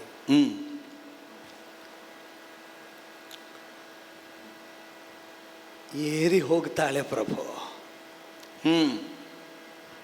ಆ ಚಿತೆಯ ಉರಿಯನ್ನು ಏರಿ ಹೋಗ್ತಾಳೆ. ಕಾಯ ಕಸುವು ಕಳೆದುಕೊಂಡು ಪತಿಯದ್ದು ಅಗ್ನಿಗರ್ಪಿತವಾದದ್ದು. ಕಸುವಿದ್ದ ಕಾಯದ ಕಸುವನ್ನು ಬಳಸಿ ಏರಿ ಹೋಗ್ತಾಳೆ ಅದಕ್ಕೆ. ಯಾಕೆ? ಧವನ ಸಹಗಮನ. ತನ್ನ ಸಕಲ ಸೌಭಾಗ್ಯಕ್ಕೆ ಮೂರ್ತತೆ ಬಂದರೆ ಅದು ಪತಿಯ ರೂಪದಲ್ಲಿರ್ತದೆ. ಸರ್ವ ದೇವತೆಗಳ ಅನುಗ್ರಹಕ್ಕೆ ಸ್ವರೂಪ ಸಿದ್ಧಿಯಾದರೆ ಅದು ಪತಿಯ ಸ್ವರೂಪದಲ್ಲಿರ್ತದೆ. ತನ್ನ ಬದುಕಿನ ಸಂಪ್ರಾಪ್ತಿಯೇ ತನ್ನ ಪತಿ. ಈ ಭಾವದಿಂದ ಧವನ ಸಹಗಮನ. ಸಹಗಮನ ಅಂತಂದ್ರೆ ಅಗ್ನಿಗೇರಿ ಹೋಗುವುದು ಅಂತ ಮಾತ್ರ ಅಲ್ವಲ್ಲ ಆಶಯ. ಹಾಗೆ ಏರಿ ಹೋಗುವಲ್ಲಿ ಅಗ್ನಿಗೆ ಉರಿ ಉಂಟು ಅಂತ ಗೊತ್ತಿಲ್ಲದ ಹೆಣ್ಣು ಮಗಳು ಮಾತ್ರ ಚಿತೆ ಏರುವುದು. ಪತಿವಿರಹಿತವಾದ ಬದುಕಿನ ಉರಿಗಿಂತ ಅದು ತಂಪು ಅಂತ ಹಾರುವುದು. ನಮಗೆ ತತ್ಕಾಲೀನವಾದಂತಹ ಬೇಗೆ ಉರಿಗಳು ಬಾಧಿಸಿದರು ಪರಿಣಾಮ ರಮಣೀಯವಾದರೆ ಅಂಥದ್ದನ್ನು ಔಷಧೀಯ ಸತ್ವ ಅಂತ ನಾವು ಗುರುತಿಸುವುದು ಪರಿಪಾಠ. ಎಲ್ಲ ಔಷಧ ಅಂತಲೇ ಅಲ್ಲ. ನಮಗೆ ಉಣ್ಣುವಾಗ ಕಹಿಯಾದರೂ ಅದು ಪರಿಣಾಮ ರಮ್ಯವಾಗಿರ್ತದೆ ಎಂಬುದರಿಂದ ಭವದ ಸಾಗರದಲ್ಲಿ ಮುಳುಗಿರುವುದು ರೋಗ ಅಂತ ತಿಳಿದರೆ ಸಹಗಮನದಿಂದ ಚಿತೆ ಏರುವುದು ಔಷಧವಾಗುತ್ತದೆ ಪ್ರಭೋ. ಇದನ್ನುತ್ತರಿಸುವುದಕ್ಕೆ, ಭವದ ಸಾಗರವನ್ನು ದಾಟುವುದಕ್ಕೆ ಅದು ಔಷಧವಾಗ್ತದೆ. ಅಗ್ನಿಯೇ ಔಷಧವಾಗುವುದು ಅಂತರಂಗದ ಸಂಕಲ್ಪದಿಂದ ಸಾಧ್ಯ. ನೀ ಹೇಳ್ತಿ ಯಾವುದರ ಮುಳ್ಳು? ಲೋಹದ ಮುಳ್ಳುಗಳು ಚುಚ್ಚುತ್ತದೆ. ನಿನಗೆ ಪತಿವಿಯೋಗದ ಶೂಲಬಾಧೆ ಏನು ಅಂತ ಗೊತ್ತಾ? ಪತಿ ಇಲ್ಲದೆ ಸತಿಯಾದವಳು ಹೊಂದಬಹುದಾದ ಸಂಕಟ ವೈತರಣಿಯಾಗಿ ಹರಿದರೆ ಅದರಲ್ಲೇ ಮುಳುಗೆದ್ದು ನಿನಗೆ ಗೊತ್ತೋ? ನಾನು ನಿನ್ನನ್ನು ಅಗೌರವದಿಂದ ಕಂಡು ಕೇಳ್ತಾ ಇರುವುದಲ್ಲ. ನಾವು ಅದಕ್ಕೆಲ್ಲ ಗಮನವೇ ಕೊಡುವುದಿಲ್ಲ. ಪತಿವಿಯೋಗದ ಶೋಕ ವೈತರಣಿಯಲ್ಲಿ ಮುಳುಗುವುದಕ್ಕಿಂತ ಯಮನೆ ನಿನ್ನ ವೈತರಣಿಯನ್ನು ನಾನು ಅವರಿದ್ದರೆ ದಾಟಬಲ್ಲೆ. ವಿಯೋಗದ ಶೂಲದಿಂದ ಚುಚ್ಚಿಸಿಕೊಂಡು ವೇದನೆ ಅನುಭವಿಸುವುದಕ್ಕಿಂತ ನರಕದ ಅಸಿಪತ್ರ ವನವನ್ನು ನನ್ನವರ ಸಹಯೋಗದಲ್ಲಿ ನಾ ದಾಟಬಲ್ಲೆ ಎಂಬ ವಿಶ್ವಾಸದಿಂದ ಹೊರಟು ನಿಂತಿದ್ದೇನೆ. ನೀ ಮುಂದುವರಿ ಪ್ರಭೋ. ಅದು ನನ್ನದಲ್ವೋ, ನಾನು ಅನುಭವಿಸಬೇಕಾದ್ದಲ್ವೋ? ಅವರು ನನಗೆ ಅದನ್ನೆದುರಿಸುವ ಧೃತಿಯನ್ನು ಒದಗಿಸ್ತಾರೆ. ಅವರು ಶಕ್ತಿಯಾಗಿರುವಾಗ ನಾ ಯಾಕೆ ಚಿಂತಿಸಬೇಕು? ಅವರು ಮುಂದೆ, ನಾ ಹಿಂದೆ. ಸಟೆಯಾಡಿದರೆ ಸಲ್ಲದು ಹೇಳಬೇಕು. ನಾನು ನನ್ನಿ ಹೇಳುವಾಗ ಬೇಡ ಹೇಳಿದ. ನನ್ನಿಯನೊದಗಿಸಿ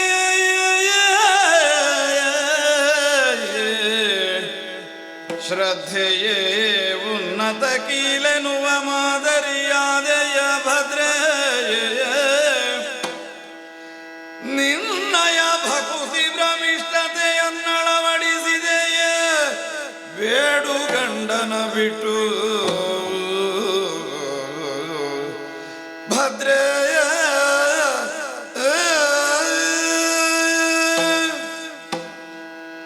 ಭದ್ರೆ, ಬದುಕಿನ ಶುಭವನ್ನಷ್ಟೇ ನಿರೀಕ್ಷಿಸಿ ಜೀವನವನ್ನು ಸಾಗಿಸುವವಳಿಗೆ ಸಲ್ಲಬಹುದಾದ ಹೆಸರು ಭದ್ರೆ. ಮಂಗಲವನ್ನಷ್ಟೇ ನಿರೀಕ್ಷಿಸುತ್ತಾ ನಿನ್ನ ಬದುಕಿನಲ್ಲಿ ನೀನು ಮುನ್ನಡೆದಿದ್ದಿ. ಅದರ ಅರ್ಥ ಬದುಕಿನಲ್ಲೆಲ್ಲ ಸುಖವನ್ನೇ ಉಂಡಿದ್ದಿ ಅಂತ ಅರ್ಥ ಅಲ್ಲ. ಲೌಕಿಕ ವ್ಯವಹಾರದ ದೃಷ್ಟಿಯಿಂದ ಕಾಣುವಾಗ ಬಹಳ ನೋವು ಉಂಡಿದ್ದಿ. ಆದರೆ ಯಾವ ನೋವನ್ನಾದರೂ ನೀನು ಗ್ರಹಿಸುವಲ್ಲಿ, ಸ್ವೀಕರಿಸುವಲ್ಲಿ, ಅನುಭವಿಸುವಲ್ಲಿ ನಿನ್ನಲ್ಲಿದ್ದ ನಿಶ್ಚಲವಾದ ಬುದ್ಧಿಯನ್ನು ಕೇಳಿದರೆ ಕೊನೆಗೂ ಇದು ಮಂಗಲಾಂತವಾಗಿಯ ಪರಿಣಾಮವನ್ನು ಒದಗಿಸಿಕೊಡ್ತದೆ. ಈ ನಿರ್ಣಯವನ್ನು ನೀನು ತಳೆದಿದ್ದಿ. ಜೀವಿಗಳಿಗೆ ಒದಗಬಹುದಾದಂತಹ ನರಕಲೋಕದ ಯಾತನೆ, ಸಂಕಟ, ಅನುಭವ, ಅದರ ದಾರುಣತೆ ಪ್ರತ್ಯಕ್ಷವಾಗಿ ನಾನು ಹೊಂದಿಗೊತ್ತಿಲ್ಲದೆ ಹೋದರೂ ನಿತ್ಯ ನೋಡಿ ಅಭ್ಯಾಸ ಇಲ್ಲ. ಯಾವುದಕ್ಕೂ ಹೆದರಲಿಕ್ಕಿಲ್ಲ ಅನ್ನೋ ಹಾಗೆ ಹೇಳಿದವರೆಲ್ಲ ನರಕಲೋಕದಲ್ಲಿ ಬಂದು ನೋಡಬೇಕು ಹೇಗೆ ಹೇಗೆ ವಿಲವಿಲನೆ ಒದ್ದಾಡುತ್ತಾ ಅಲ್ಲಿ ಬೊಬ್ಬೆ ಹಾಕುತ್ತಾ ಇದ್ದಾರೆ ಅಂತ. ಅಂತಹ ಯಾತನೆಯನ್ನು ಅನುಭವಿಸ್ತಾ ಇದ್ದಾರೆ. ಸಹಿಸುವುದಕ್ಕೆ ಸಾಧ್ಯವಾದದ್ದಲ್ಲ. ಜೀವನದಲ್ಲಿ ಸುಖ ಯಾವುದು, ಕಷ್ಟ ಯಾವುದು ಅವನವನ ಅಭಿರುಚಿಗನುಗುಣವಾಗಿ ಆಯ್ಕೆ ನಡೆಯಲ್ಪಡ್ತದೆ. ಕೇವಲ ಇಂದಿನ ಲಾಭ, ನಾಳೆಯ ಪ್ರಯೋಜನ ಇಷ್ಟನ್ನಷ್ಟೇ ಹೊಂದಿ ಆಲೋಚನೆ ಮಾಡುವವ ಆಗ ಏನು ಸಿಗ್ತದೆ ಅದನ್ನೇ ಸುಖ ಅಂತ ಭಾವಿಸ್ತಾನೆ. ಆತ್ಯಂತಿಕವಾಗಿ ಸಿಗಬೇಕಾದಂತಹ ಸುಖ ಯಾವುದು ಅನ್ನುವ ಪ್ರಜ್ಞೆ ಇದ್ದವ ಮಾತ್ರ ಇಂದಿಗೆ ಬಂದಂತಹ ಸಂಕಟವೆಲ್ಲ ನಾಳೆಯ ಸುಖದ ಬೀಜವೆಂದು ಸ್ವೀಕರಿಸ್ತಾನೆ. ಮೆಚ್ಚಿದೆ ನಾನು. ಯಾಕೆ? ವೈತರಣಿಯ ಭಯ ನಿನ್ನನ್ನು ಕಾಡಲಿಲ್ಲ, ಹಸಿವತ್ರಾವನ ನಿನ್ನನ್ನು ಚುಚ್ಚುವುದಿಲ್ಲ, ಪತಿವಿಯೋಗ ಅನ್ನುವುದು ಅದಕ್ಕಿಂತ ಹಿರಿದಾದಂತಹ ನೋವನ್ನು ಕೊಡ್ತದೆ. ಯಾಕೆ? ಸತ್ಯಮಾನ ನಾಮಕನಾದಂತಹ ನಿನ್ನ ಪತಿ ಅಳಿದು ಹೋದರೂ ನಾಳೆಯ ನಿನ್ನ ಆಯುಷ್ಯ ಮುಗಿಯುತ್ತದೆ ಅನ್ನುವ ಆತಂಕ ಅಲ್ಲ ನಿನಗೆ, ನನಗರ್ಥ ಆಗ್ತದೆ. ಯಾವಳೇ ಒಬ್ಬಳಾಕೆ ಸತ್ಕುಲ ಪ್ರಸೂತ ಎನ್ನಿಸಿಕೊಂಡಂತಹ ಹೆಣ್ಣನ್ನು ತಮ್ಮ ಮನೆಯ ಸೊಸೆಯಾಗಿ ಅತ್ತೆ ಮಾವಂದಿರು ಸ್ವೀಕರಿಸಿಕೊಳ್ಳುವುದು ಯಾವ ಉದ್ದೇಶಕ್ಕೆ? ತಮ್ಮ ಮನೆಯ ನಂದಾದೀಪ ಅದು ಅನ್ನುವಂತಹ ಭಾವದಿಂದ ತನ್ನ ಅಸ್ತಿತ್ವವೇ ಪ್ರಶ್ನಿಸುವ ಹಾಗೆ ನಿನ್ನ ಬದುಕು ಈ ಒಂದು ತಿರುವನ್ನು ಅನುಭವಿಸುತ್ತಿರುವುದನ್ನು ಸ್ವೀಕರಿಸಲಿಕ್ಕೆ ನಿನಗೆ ಬಹಳ ಕಷ್ಟ ಆಗಿ ಹೋಯಿತು. ಯಾವಳು ಮನೆಯ ನಂದಾದೀಪವಾಗಿ ಬೆಳಗಬೇಕಾಗಿದ್ದವಳೋ, ಮುಸ್ಸಂಜೆಯ ಹೊತ್ತಿಗೆ ದೀಪ ಹಚ್ಚುವ ಅರ್ಹತೆಗಾಗಿ ಕರೆಯಿಸಲ್ಪಟ್ಟವಳೋ, ಅಂಥವಳು ದೀಪ ಹಚ್ಚುವ ಯೋಗ್ಯತೆಯಿಂದ ಹೊರಗುಳಿಯುವಂತಹ ಒಂದು ಸ್ಥಿತಿಯನ್ನು ಸ್ವೀಕರಿಸುವುದಕ್ಕೆ ನಿನ್ನ ಮನಸ್ಸು ಒಪ್ಪಿತವಾಗುವುದಿಲ್ಲ. ಅದಕ್ಕಿಂತ ವೈತರಣಿಯಾದರೂ ಸರಿ, ಅದಕ್ಕಿಂತ ಹಸಿಪತ್ರವನದ ಗಮನವಾದರೂ ಸರಿ ಅನ್ನುವಂತಹ ನಿರ್ಣಯದಿಂದ ಬಂದಿದ್ದು. ಚಂಚಲ ಸ್ವಭಾವವುಳ್ಳಂತಹ ಮನಸ್ಸಿನ ಸ್ಥಿರತೆ ಕದಡಲಿಕ್ಕೆ ಬಹಳ ಪರಿಶ್ರಮ ಬೇಡ ಮಗಳೇ. ಸ್ವಲ್ಪದರಲ್ಲಿ ಬದಲಾಗಿ ಹೋಗ್ತದೆ. ಆದರ್ಶಗಳೆಲ್ಲ ಉಳಿಯುವುದು ಕಷ್ಟದ ದಿವಸಗಳಲ್ಲಿ ಮಾತ್ರ. ಸುಖ ಬಂದ ಮೇಲೆ ಆದರ್ಶ ಬಿಟ್ಟು ಹೋಗ್ತದೆ ಸಾಮಾನ್ಯರಲ್ಲಿ. ಆಗ ಆದರ್ಶ ಇಲ್ಲ. ಇಂದಿನದ್ದನ್ನು ಅನುಭವಿಸಿದರೆ ಸಾಕು ಅನ್ನುವಂತಹ ಮನಸ್ಥಿತಿಗೆ ಬದಲಾಗಿ ಹೋಗ್ತಾರೆ. ಆದರೆ ಪ್ರಪಂಚವೇ ಒಪ್ಪಬಹುದಾದ ಆದರ್ಶವೇ ತನ್ನ ಬದುಕಿನ ಸಂಪತ್ತು ಅಂತ ಭಾವಿಸಿ ಅದಕ್ಕಿಂತ ಹೊರತಾಗಿ ತಾನಿರಲಾರೆ ಅನ್ನುವಂತಹ ನಿರ್ಣಯದಿಂದ ಯಮಲೋಕದ ಯಾತನೆಯ ದಾರಿಯನ್ನಾದರೂ ಕ್ರಮಿಸುವಲ್ಲಿ ನೀನು ಮುಂದಾಗಿದ್ದಿ ಅಂತಾದರೆ ಹಿತಾಯಿತು. ಆದರೆ ಏನು ಮಾಡೋಣ ಹೇಳು? ಎಷ್ಟು ನಿನ್ನ ನಿಯಮ ನಿಷ್ಠೆಯಿಂದ ನೀನು ಬಂದರೂ ನಿನ್ನ ವರನನ್ನು ನನಗೆ ಕೊಡಲಿಕ್ಕಾಗೋದಿಲ್ಲ. ಬೇಕಾದರೆ ಇನ್ನೊಂದು ವರ ಕೊಟ್ಟೆ, ಆ ವರನನ್ನು ಕೊಡುವುದಕ್ಕೆ ನನ್ನ ನಿಯಮ ಬಾಧಿಸ್ತದೆ, ಆಗೋದಿಲ್ವೇ? ಏನು ವರ ಬೇಕು ತಕ ಹೋಗು. ಬಿಚ್ಚು ಮನದಿಂದ ಮೆಚ್ಚಿ ನಿಂತ ದೇವದೇವ, ಮೆಚ್ಚು ಮನದಿವು ಪಾರಿತೋಷಕ ಬಿಚ್ಚು ಗೈಯಿಂದೆತ್ತಿ ನೀಡುವ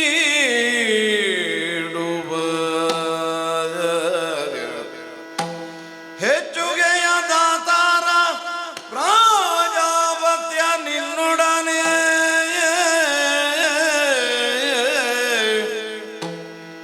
ಕೆಚ್ಚೆದೆಯೊಳಾಂ ಬೇಡುವೆ ಮೋದದಿ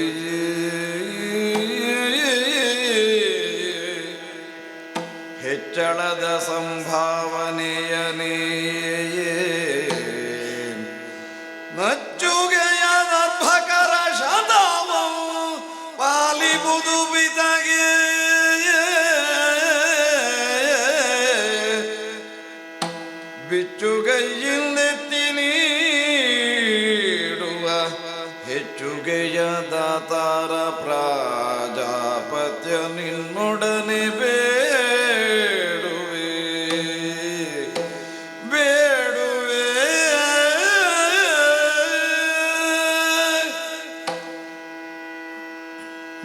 ಅನುಗ್ರಹಿಸ್ತಾ ಇರುವ ನಿನಗೆ ಹ್ಮ್ ಲೋಕನ ವೇದನೆಗಳು, ಸಂವೇದನೆಗಳು, ಆವೇದನೆಗಳು ಅರಿವಿಗೆ ಬರುವುದಿಲ್ಲ ಅಂತ ನಾ ತಿಳಿದಿಲ್ಲ ಪ್ರಭು. ಹ್ಮ್ ಇನ್ನೊಬ್ಬರಿಗೆ ವೇದನೆ ಕೊಡುವುದಕ್ಕಾದರೂ ಅದರ ಅಗಾಧತೆ ಅರಿವಿಗಿರಬೇಡುವ. ಹ್ಮ್ ಇವ ಇಷ್ಟು ವೇದನೆ ಅನುಭವಿಸಬೇಕಾದವನು ಅಂತ ತಿಳಿದು ಕೊಡುವುದಕ್ಕಾದರೂ ನಿನಗೆ ಅನುಭವಿಸದೆ ಅದೆಷ್ಟು ಅಂತ ಗೊತ್ತಿರಬೇಕು. ಇಲ್ಲದಿದ್ರೆ ಎಲ್ಲರಿಗೂ ಒಂದೇ ಶಿಕ್ಷೆ ಆಗುವುದಿಲ್ಲ. ಇನ್ನೊಬ್ಬರಿಗೆ ಕೊಡುವ ವೇದನೆಯ ತೀವ್ರತೆ ಅರಿತೇ ಇರುವ ನೀನು ಅರಿತಿಲ್ಲ ಅಂತಲ್ಲ. ಆದರೆ ಪತಿವಿಯೋಗದ ಶೋಕವಾಗಲಿ ಬಾಧೆಯಾಗಲಿ ಅನುಭವಿಸುವುದಕ್ಕೆ ಅಸಹ್ಯವಾದದ್ದೆಂಬುದನ್ನು ನಿರೂಪಿಸುವುದಕ್ಕೆ ಮಾತ್ರ ಅಂತರಂಗವನ್ನು ಭಿನ್ನಯಿಸಿಕೊಂಡ್ರೆ ಸರಿ. ಅಲ್ಲಿದ್ದ ಆಶಯದ ಪಾರಿಶುದ್ಧಿಯನ್ನು ಮನಗೊಂಡು ಮೆಚ್ಚಿ ವರ ಕೊಡ್ತೇನೆ ಅಂದೆ ಅಲ್ವ. ನಾ ಬರ್ತಾ ಇರುವುದೇ ಒಂದು ಅರ್ಥದಲ್ಲಿ ಆ ಪ್ರತೀಕ್ಷೆಯಲ್ಲಿ ನೀ ಕೊಡ್ತಿ ಅಂತ. ನೀ ಕೊಡ್ತಾ ಬಂದೆ, ನಾ ಬೇಡ್ತಾ ಉಳಿದೆ. ನಿನ್ನ ವರ ನನ್ನ ಕೊಡ್ಲಿಕ್ಕೆ ಆಗುದಿಲ್ಲ, ನನ್ನ ವರ ಕೊಡುದು. ನನಗೆ ವರ ಸಿಕ್ಕಿದ್ರೆ ಆಯ್ತು. ವರನಾಗಿದ್ದವರು ಪುತ್ರ ಸಂತಾನ ಇಲ್ಲದ ನನ್ನ ಅಪ್ಪನ ಉತ್ತರಾಧಿಕಾರಿಯಾಗಬೇಕಾದವರು. ನನ್ನ ಅಪ್ಪನೇ ಕೇಳಿದರು, ಸೂರ್ಯನ ಮಗಳಲ್ಲಿ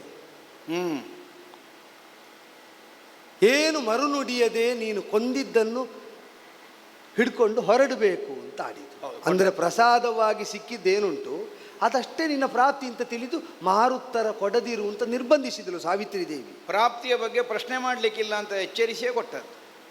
ಕೆಲವೊಮ್ಮೆ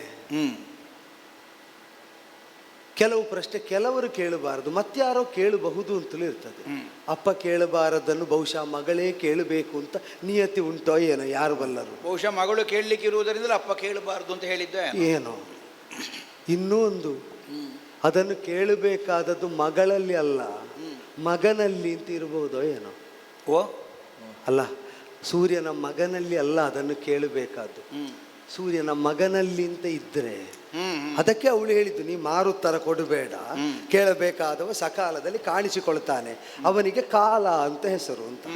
ನನಗೆ ಕಾಲ ಬಂತು ಕೇಳುವುದಕ್ಕೆ, ನನಗೆ ಕಾಲ ಬಂತು ಕೇಳುವುದಕ್ಕೆ.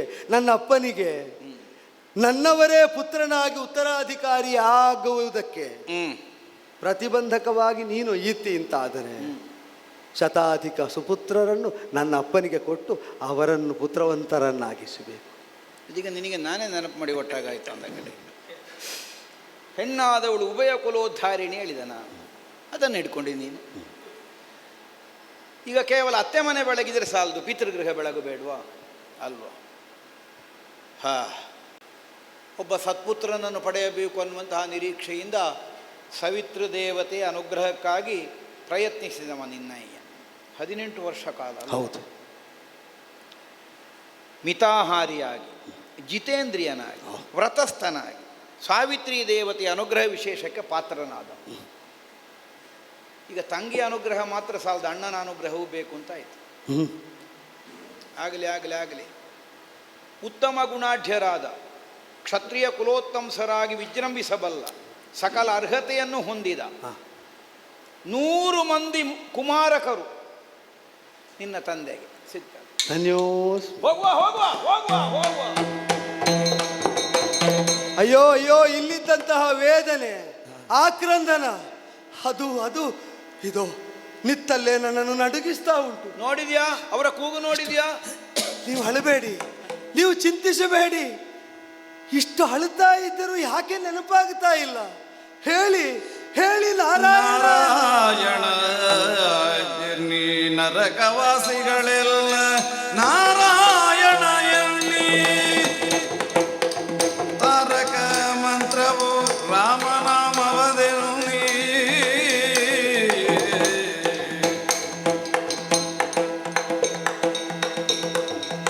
ತಾರಕ ಮಂತ್ರವು ರಾಮನಾಮವದೆನ್ನಿ, ನಾರಾಯಣ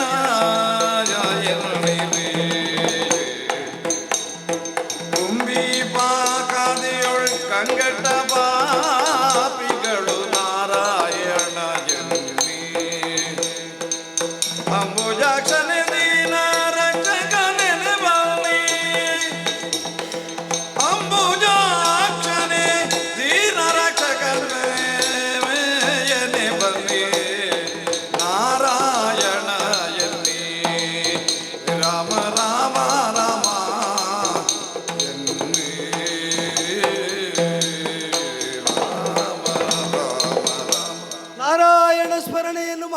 ಸತತವಾಗಿ ನಾರಾಯಣ ಸ್ಮರಣೆಯನ್ನು ಮಾಡಿ ಜನ್ಮ ಸಂಸಾರ ಬಂಧನದಿಂದ ಮೋಚಕವಾದಂತಹ ದಿವ್ಯನಾಮವದು, ಜೀವಾಶ್ರಯ ಪ್ರದಾಯಕವಾದಂತಹ ಜಲರಾಶಿಯಲ್ಲಿ ಪವಡಿಸುವವನ ದಿವ್ಯ ಧ್ಯಾನಕ್ಕೆ ಪೂರಕವಾದ ಮಂತ್ರವದು.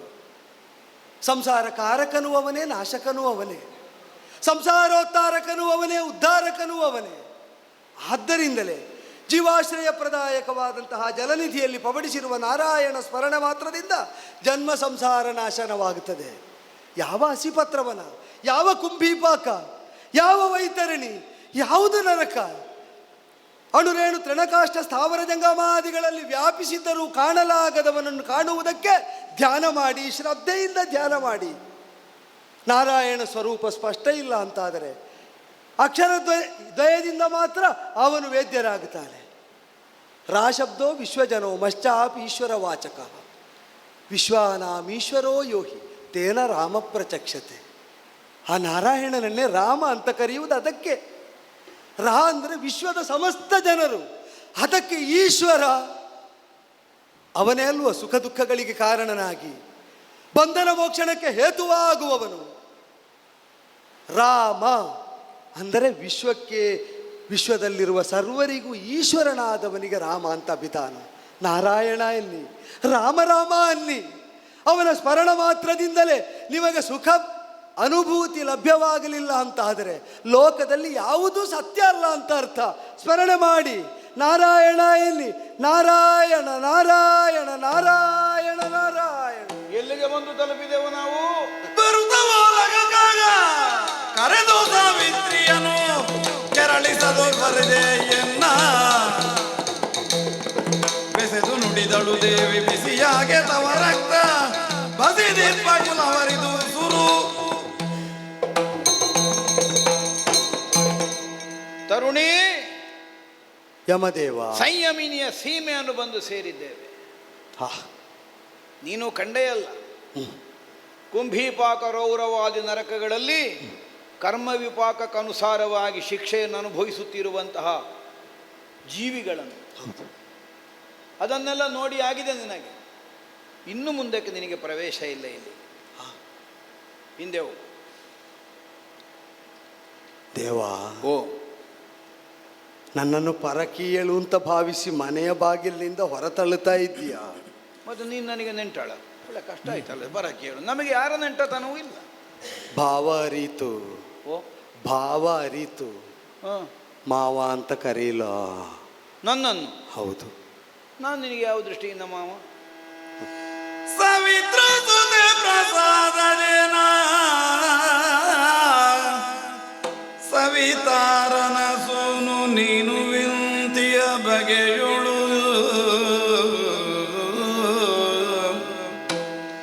ಅವಲೋಕಿಸೆ ತವ ಮಮ ಬಾಂಧವತೆಯು ಬಹಿರಂತಮಾಗಿ ಮಾತುಳ ಸಲಹೈ ಮಾತುಳ ಸಲಹೈ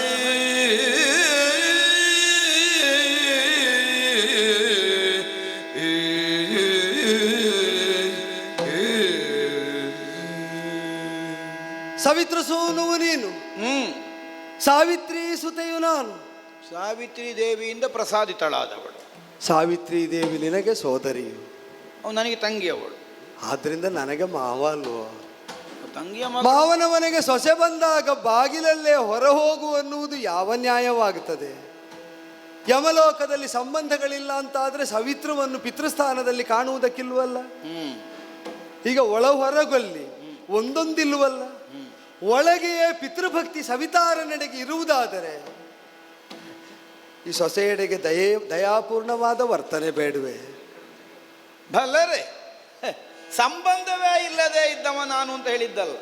ಸಂಬಂಧ ಇಲ್ಲದೆ ಇದ್ದವ ಆಗುವುದು ಹೇಗೆ? ಈ ಪ್ರಪಂಚದಲ್ಲಿ ಸಂಜನಿಸಿದ್ದೇನೋ ಸಂಬಂಧ ಇದೆ. ಆದರೆ ಸಂಬಂಧ ಅಂತ ನೋಡುವಲ್ಲ ಹೇಳಿದ್ದು, ಸಂಬಂಧ ಇಲ್ಲ ಅಂತದ ಅರ್ಥದಿಂದ. ಇವರು ನನ್ನ ಸಂಬಂಧಿಕರು, ಅವರು ನನಗೆ ವಿರೋಧಿಗಳು ಅನ್ನುವಂತಹ ದೃಷ್ಟಿಯಿಂದ ನಾನು ವ್ಯವಹರಿಸಲಿಕ್ಕೆ. ನಾ ಕೇಳಿದ್ದು ಕರ್ತವ್ಯದಲ್ಲಿ ಸಂಬಂಧವನ್ನು ಬಾಧೆಯಾಗಿಸಿಕೊಳ್ಳಬೇಕು ಅಂತಲ್ಲ, ಜೊತೆಗೆ ಬರುವುದಕ್ಕೆ ಈ ಸಂಬಂಧ ಒಂದು ಅನುಕೂಲವನ್ನು ಕಲ್ಪಿಸುವುದಿಲ್ವೋ ಅಂತ ಕೇಳಿದ್ದು. ಹೌದೇನೆ? ಸಂಯಮಿನಿಯಲ್ಲಿ ನಿನ್ನ ಮಾಮ ಅನ್ನುವಂತಹ ಕಾರಣದಿಂದ 4 ದಿವಸ ಉಪಚಾರ ಪಡೆದು ಹಿಂದೆ ಹೋಗ್ಲಿಕ್ಕೆ ಆಗ್ತದೆ ಅಂತ ಭಾವಿಸಿದ್ಯಾ? ಇಲ್ವೇ ಇಲ್ಲ. ಅದಾದ್ರೆ ಬೇರೆ ಲೋಕಕ್ಕೆ ಬರಬೇಕು ನೀನು. ಇಲ್ಲೀಗ ಅಳಿದವರು ಬರಬಹುದಾದಂತಹ ತಾಣ ಇದು. ಆದ್ದರಿಂದಲೇ ದೇಹ ಸಹಿತವಾಗಿ ಬರುವುದಕ್ಕಾಗುವುದು. ಆದರೂ ಮಾವ ಅಂತ ಒಮ್ಮೆ ಕರೆದೇ ಅಲ್ಲ, ಆ ಭಾವವನ್ನು ಬರಿದು ಮಾಡುವುದಿಲ್ಲ. ಇದು ಬೇಕಾದ ವರ ಕೇಳಬಹುದು. ನಿನ್ನ ಗಂಡನ ಪ್ರಾಣ ಒಂದು ಬಿಟ್ಟು ಅದಾಗೋದಿಲ್ಲ, ಇನ್ನು ಅದನ್ನು ಕೇಳಬೇಡ. ಅದನ್ನೊಂದನ್ನು ಬಿಟ್ಟು ಬೇರೊಂದು ಏನು ಬೇಕು ನಿನಗೆ ವರ ಕೇಳು, ತಗೊಂಡು ಹೋಗು. ಇದೀಗ ಮಾಮ ಸೊಸೆ ಅನ್ನೋ ನಿಲ್ಮೆಯಿಂದ ಮಾವನ ಔದಾರ್ಯಕ್ಕೆ ಮಣಿದು ನಿಂತು ಮಾನಿನಿಯಾದ ನಾನು ಪುತ್ರವತಿಯಾಗುವ ಹಂಬಲದಿಂದ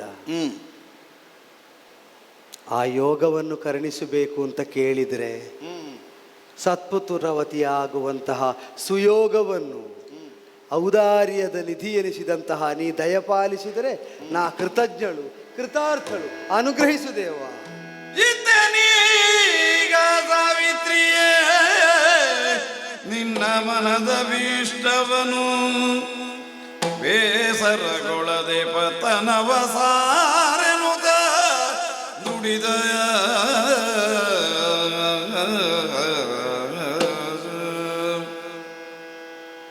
ನ್ಯಾಯೋಚಿತವಾದ ವರ ಕೇಳಿದ್ದೆ. ಯಾಕೆ? ಹೆಣ್ಣಾದವಳಿಗೆ ಆಶ್ರಯ ಸ್ಥಾನವನ್ನು ಶಾಸ್ತ್ರ ಕಲ್ಪಿಸಿದ್ದು ಹಾಗೆ. ಬಾಲ್ಯದಲ್ಲಿ ತಂದೆ ತಾಯಿಗಳು, ಯೌವನದಲ್ಲಿ ಪತಿ, ವೃದ್ಧಾಪ್ಯದ ಕಾಲಕ್ಕಾಗುವ ಮಕ್ಕಳು. ನಿಜವಾಗಿ ನಿನಗೆ ನಾಳೆ ಒಂದು ಆಧಾರವಾಗಿ ಆಶ್ರಯವಾಗಿ ಇರಬೇಕಾದದ್ದನ್ನೇ ನೀನು ಕೇಳಿದ್ದಿ. ಆ ನೆಲೆಯಿಂದ ನೀ ಸನ್ನಿಧಾನ ಚಿಂತಿಸಿದ್ರು ಸರಿಯೇ. ವರವನ್ನು ಕೇಳ್ತಾ ಕೇಳ್ತಾ ಬಾ ಅಂತ ನೀವು ಆಡಿದಾಗಲೆಲ್ಲ ನಾ ಗ್ರಹಿಸಿದ್ದೇನು ಗೊತ್ತೋ, ವರನಿಲ್ಲದ್ದರಿಂದ ಲೋಕ ಯಾವ ಕೊರತೆಯನ್ನು ಅನುಭವಿಸ್ತದೋ ಅದನ್ನು ವರದ ರೂಪದಲ್ಲಿ ತುಂಬಿಸಿಕೊಳ್ತಾ ಬಂದೆ. ಸಂತಾನ ಸೌಭಾಗ್ಯದಿಂದ ವಂಶವಲ್ಲದೆ ಪಲ್ಲವಿಸಬೇಕು ಅಂತ ದ್ಯುಮತ್ಸೇನ ವಂಶೀಯರಾದವರು ಹಂಬಲಿಸಿದರೆ, ಅವರಿಲ್ಲದ್ದರಿಂದ ಅದು ತೊಡಕಾಗುವುದರಿಂದ ಅದನ್ನು ವರದ ರೂಪದಲ್ಲಿ ಪಡೆಯಬೇಕೆಂಬ ಹಂಬಲದಿಂದ ಯಾಚಿಸಿ ಸೆರಗೊಟ್ಟಿದೆ. ಒಳ್ಳೆಯದು. ಶತಪುತ್ರವತಿಯಾಗು. ಧನ್ಯೋಸ್ಮಿ. ಹಿಂದೆ ಹೋಗಿ, ಇನ್ನು ನಾನು ಒಳಗೆ ಹೋಗುದೆ. ಇನ್ನೆಲ್ಲಿ ಹೋಗುವುದಕ್ಕೆ? ನೀನೆಲ್ಲಿಗೆ ಇನ್ನು ಮತ್ತೆ ಮತ್ತೆ? ಒಳ್ಳೆ ಕಷ್ಟ ಆಯ್ತಲ್ಲ ಇದು. ಎಲ್ಲಿಗೆ ಅಂದ್ರೆ ತಥಾಸ್ತು ಅಂದದ್ದಲ್ಲ. ಹೌದು, ಕೊಟ್ಟಾಯ್ತಲ್ಲ. ಹೌದು. ಈಗ ಭವಿಷ್ಯತ್ತಿಗೂ ನಿನಗೊಂದು ಆಧಾರ ಮಾಡಿ ಆಯ್ತು. ಹೌದು. ಮಕ್ಕಳು ಶತಪುತ್ರ. ನೀನು ತಥಾಸ್ತು ಅಂದದ್ದು. ಅವನು ಹಾಗೇ ಇದ್ದಾನೆ, ನನ್ನ ಪತಿ. ಹೌದು. ಕೊಡಬೇಕಾದವನ ಅವನು ಅಲ್ಲ, ಅದಿನ್ನು ಅವನ ಕರ್ಮ ವಿಶೇಷ ಎಲ್ಲ ನೋಡ್ಬೇಕು. ಅವ್ರ ಪುಸ್ತಕ ಬಿಡಿಸಲಿಕ್ಕೆ ಹೇಳ್ಬೇಕು. ಅವನ ಕರ್ಮ ವಿಶೇಷ ಏನು ಅಂತ ನೀ ಹೇಳಿ ಆಯ್ತಲ್ಲ. 100 ಮಂದಿ ಮಕ್ಕಳನ್ನು ನನಗೆ ಕೊಡುವುದಕ್ಕಿದ್ದವನು ಕೊಟ್ಟೇ ಕೊಡ್ತಾನೆ ಅಂತ ಹೇಳಿದ ಮೇಲೆ ಬಿಟ್ಟಗಲುವುದೆಲ್ಲಿಗೆ? ಈಗ ಅವ ಕೊಡ್ತಾನೆ ಹೇಳಿದ ನಾನು ಸತ್ಪುತ್ರವತಿ ಆಗೋದಿದ್ರೆ ಅವನಿಂದಲೇ ಅಲ್ವ? ಅಲ್ಲ, ನನ್ನ ವರ ವಿಶೇಷದ ಮೂಲಕವಾಗಿಯೂ ನಿನಗೆ ಮಕ್ಕಳಾಗಬಹುದಲ್ಲ. ಹೇಗೆ? ನನ್ನ ವರ ವಿಶೇಷದ ಮೂಲಕವಾಗಿಯೂ ಮಕ್ಕಳಾಗಬಹುದು. ಅಲ್ಲದೆ ಹೋದರೂ ನಿಮ್ಮ ಲೋಕ ರೂಢಿಯಲ್ಲಿ ಬೇರೆ ಬೇರೆ ಆಚಾರಗಳು ಉಂಟಲ್ಲ. ಔದ್ದಟ್ಯ ಅಂತ ಭಾವಿಸಬಾರದು. ವರ ವಿಶೇಷದಿಂದ ಮಕ್ಕಳಾಗುವುದು ಸಮ್ಮತ ಅಂತ ಆದರೆ ಪತಿ ಸತ್ತಲ್ಲಿಗೆ ತಪಸ್ಸಿಗೆ ಕುಳಿತುಕೊಳ್ಳಬೇಕಿತ್ತು, ಕೂತುಕೊಳ್ಳಿಲ್ವಲ್ಲ. ಅಲ್ಲ, ಅದು ಕುಳಿತುಕೊಳ್ಳಿಲ್ಲ. ಪತಿಯನ್ನು ಅನುಸರಿಸುವುದಕ್ಕಿಂತ ದೊಡ್ಡ ಜಪ ಇಲ್ಲ, ಪತಿ ಅನುಸರಣೆಗಿಂತ ದೊಡ್ಡ ತಪ ಇಲ್ಲ, ಪತಿ ಲಭ್ಯನಾಗುವುದಕ್ಕಿಂತ ದೊಡ್ಡ ವರ ಇಲ್ಲ, ಪತಿಯಿಂದಲ್ಲದೆ ಅನ್ಯ ಪುತ್ರರಿಲ್ಲ. ಈ ಭಾವದಿಂದಲೇ ಸರ್ವಕ್ಕೂ ಗತಿ ನೀನೆ ಮತಿ ನೀನೆ ಅಂತ ಅನುಸರಿಸ್ತಾ ಬಂದ ಮೇಲೆ ಸತ್ಪುತ್ರವತಿಯಾಗುವ ಸುಯೋಗ. ನಾವೊಂದು ಹೇಳ, ನಿಯೋಗ ಪದ್ಧತಿ ಎಲ್ಲ ಉಂಟಲ್ಲ ಭೂಲೋಕದಲ್ಲಿ. ಪ್ರತಿ ಬಾರಿ ವರ ಕೊಡ್ತೇನೆ ಅಂತ ದೇವ ನೀ ಹೇಳ್ತಾ ಬಂದೆ. ಆ ಎಲ್ಲ ವರಗಳನ್ನು ಅವರಿಗೆ ಅನುಬಂಧಿಯಾಗಿಸಿ ನಾನು ಯಾಕೆ ಕೇಳಿದೆ? ನನಗೆ ದೇವರ ಅನುಗ್ರಹವಾದರೂ ನನ್ನ ಪತಿಯ ಮೂಲಕ ಬೇಕು, ದೇವರಿಂದ ಬೇಡ. ಔದ್ದಟ್ಯ ಅಂತ ತಿಳಿಯಬೇಡ. ನನ್ನ ಪಾಲಿನ ದೈವ ಅದು. ನೀ ಹಸಿಪತ್ರವನ ಅಂದೆ, ಕುಂಭಿಪಾಕ ಅಂದೆ, ರೌರವಾದಿ ನರಕಗಳು ಅಂದೆ. ಅವರು ನಲುಗುತ್ತಾರೆ ಅಂತ ನಾನು ಚಿಂತಿಸಿ ಹಿಂದುಳಿಲಿಲ್ಲ. ಯಾಕೆ ಗೊತ್ತೋ? ಅವರೆಲ್ಲಿಂದ ಸಾಗಿದ್ರು ನನಗೆ ಅವರು ದೇವರಾದ ಮೇಲೆ ದೇವರನ್ನು ಅನುಸರಿಸುವುದು ಭಕ್ತಿಗೆ ಕರ್ತವ್ಯ. ದೇವರಿಗೆ ಕಷ್ಟ ಬರ್ತದೆ ಅಂತಿಲ್ಲ. ಆದ್ದರಿಂದಲೇ ದೈವ ಹೋದಲ್ಲಿ ದೈವ ಅನುಗ್ರಹದಿಂದ ಅನುಸರಣ ಯೋಗ ಸಿದ್ಧಿಸಿದರೆ ಬಿಡೆ ದೇವರೇ, ಪತಿಯನ್ನು ಸತಿ ಅನುಸರಿಸುವುದು ಯಾವುದೋ ಹಂತದಲ್ಲಿ ಬಿಡಬಹುದು ಅಂತ ಆದರೆ, ಪರಕಾಮಿಯಾಗಬಹುದು ಅಂತ ಆದರೆ, ಪರಕಾಮಿಯಾಗಬಹುದು ಅಂತ ಒಪ್ಪಿದರೆ ಲೋಕಕ್ಕೆ ಏನು ಅರ್ಥ ಆಗ್ತದೆ ಗೊತ್ತುಂಟು? ಲೋಕದಲ್ಲಿದ್ದ ಜೀವರು ಯಾವುದೋ ಒಂದು ಹಂತದಲ್ಲಿ ದೇವರನ್ನು ಬಿಡಬಹುದು ಅಂತ ಆಗ್ತದೆ. ಹೆಂಡತಿ ಗಂಡನನ್ನು ಯಾವ ಸ್ಥಿತಿಯಲ್ಲೂ ಬಿಡಬಾರದೆಂಬುದು ಸಿದ್ಧವಾದರೆ, ದೇವರನ್ನು ಜೀವರು ಯಾವ ಸ್ಥಿತಿಯಲ್ಲಿಯೂ ಬಿಡಬಾರದೆಂಬುದು ಸಿದ್ಧಾಂತ ಆಗ್ತದೆ. ಧರ್ಮನಲ್ವ ನೀನು? ಯಮಧರ್ಮ ಅಲ್ವೋ? ಹೇಳು ಪ್ರಭು, ಜೀವಕ್ಕೆ ದೇವರನ್ನು ಬಿಟ್ಟು ಒಂದು ಬದುಕುಂಟೋ ಹೇಳು. ದೇವಿ ದೇವಿ ಬಿಡಿಯೈ ಸಕಲ ಸಂಪದ ಭಾವನೆಗೆ ನಿಲುಕಿದುದನೆಲ್ಲವ ಹೇವ ವಿರದೊಲ್ಲಭನದಾಯುಷ್ಯವ ಚತುಶತವ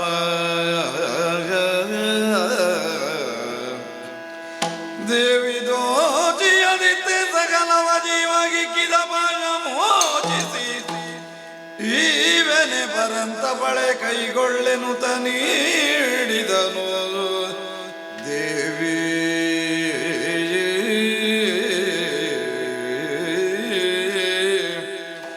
ದೇವಿ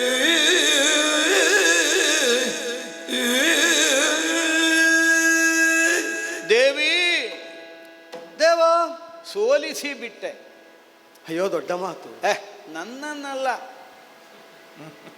ಲೋಕದಲ್ಲಿ ಮಾನವರ ಮತಿಯನ್ನು ವಿಚಲಿತಗೊಳಿಸಬಹುದಾದಂತಹ ಮೋಹಾದಿ ಭಾವಗಳನ್ನು ಸೋಲಿಸಿಬಿಟ್ಟೆ.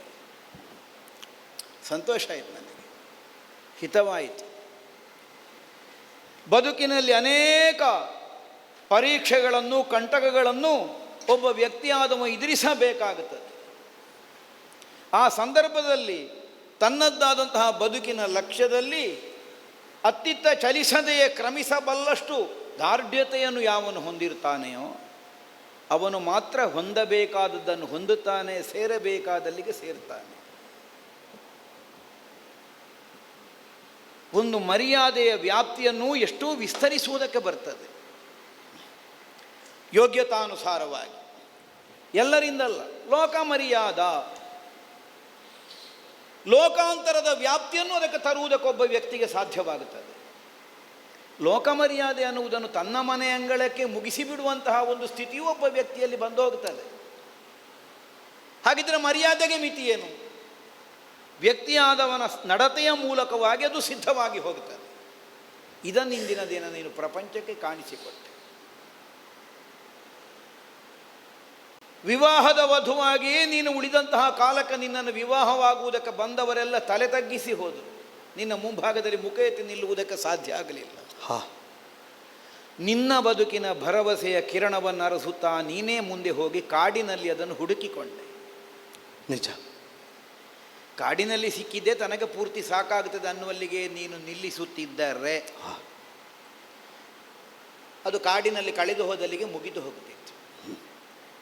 ಆದರೆ ಯಾವ ಕಾಡಲ್ಲಿ ಹುಡುಕಿದೆಯೋ ಅದೇ ಕಾಡಲ್ಲಿ ಅದನ್ನು ಕಳೆದ ಕಾಲಕ್ಕಾದರೂ ಇದನ್ನು ಕಳೆದು ನಾನು ಸಾಧಿಸಬೇಕಾದದ್ದಿದೆ ಅನ್ನುವಂತಹ ನಿರ್ಣಯ ನಿನ್ನಲ್ಲಿ ಸ್ಥಿರವಾಗಿದ್ದದ್ದರಿಂದ ನರಕಲೋಕದ ತನಕವೂ ನನ್ನನ್ನು ಅನುಸರಿಸಿಕೊಂಡು ಬರುವುದಕ್ಕೆ ನಿನಗೆ ಸಾಧ್ಯ ಆಯಿತು. ಸಿಕ್ಕಿದ್ದು ಕಾಡಲ್ಲಾದರೂ ಹೊಂದಿದ್ದು ಬೆಳಕನ್ನು ದೇವರೇ ಅಲ್ಲ, ಪ್ರಪಂಚಕ್ಕೆ ಸಿಗಬೇಕಾದಂತಹ ಪಾಠ ಇದು. ನಮಗೆ ತುಂಬ ಸಂತೋಷ ಆಗ್ತದೆ ಪರೋಕ್ಷ ಪ್ರಿಯರಾದ ದೇವತೆಗಳಿಗೆ ಇನ್ನೊಬ್ಬರ ಮುಂದೆ ಸೋಲುವಷ್ಟು ಇಷ್ಟ ನಾವು ಗೆಲ್ಲುವುದಕ್ಕೆ ಮಾಡುವುದಿಲ್ಲ. ಸೋಲಿಕ್ಕೆ ಇಷ್ಟ ಆಗುವುದು ನಮಗೆ. ದೇವರೇ, ಇದು ನಮ್ಮ ಲೋಕಕ್ಕೆ ಪ್ರತ್ಯಕ್ಷ ಆಗುವುದು ಯಾವಾಗ ಅಂತ. ಆದರೆ ಸೋಲುವುದು ಎಲ್ಲಿ ಕೇಳಿದರೆ ಸದಾ ಸರ್ವದಾ ಈ ಪ್ರಪಂಚದ ಸರ್ವವೂ ಯಾವುದರ ಮುಂಭಾಗದಲ್ಲಿ ತಲೆಬಾಗಬೇಕು, ಅಲ್ಲಿಗೆ ಮಾತ್ರ ನಾವು ಸೋಲ್ತೇವೆ. ನಾವು ಪ್ರಪಂಚದಲ್ಲಿ ನಿರೀಕ್ಷೆ ಮಾಡುವುದು ಅದನ್ನು, ಎಲ್ಲರೂ ನಮ್ಮನ್ನು ಸೋಲಿಸುವವರೇ ಬರಲಿ ಪ್ರಪಂಚದಲ್ಲಿ ಅಂತ. ಆದರೆ ಏನಾಗ್ತದೆ, ಅವರೇ ಮಧ್ಯದಲ್ಲಿ ಸೋತು ಹೋಗ್ತಾರೆ. ನಾನು ಒದಗಿಸಿದ್ದೆಲ್ಲ ವರವಾಗಿ ಪರಿಣಮಿಸಿತು, ಇಲ್ಲದಿದ್ದರೆ ಆಮಿಷ. ವಿನಿಯೋಗಿಸುವ ನೀನು ಸ್ಥಿರಬುದ್ಧಿಯವಳಾದದ್ದರಿಂದ ಅದು ವರವಾಗಿ ಒದಗಿ ಬಂತು.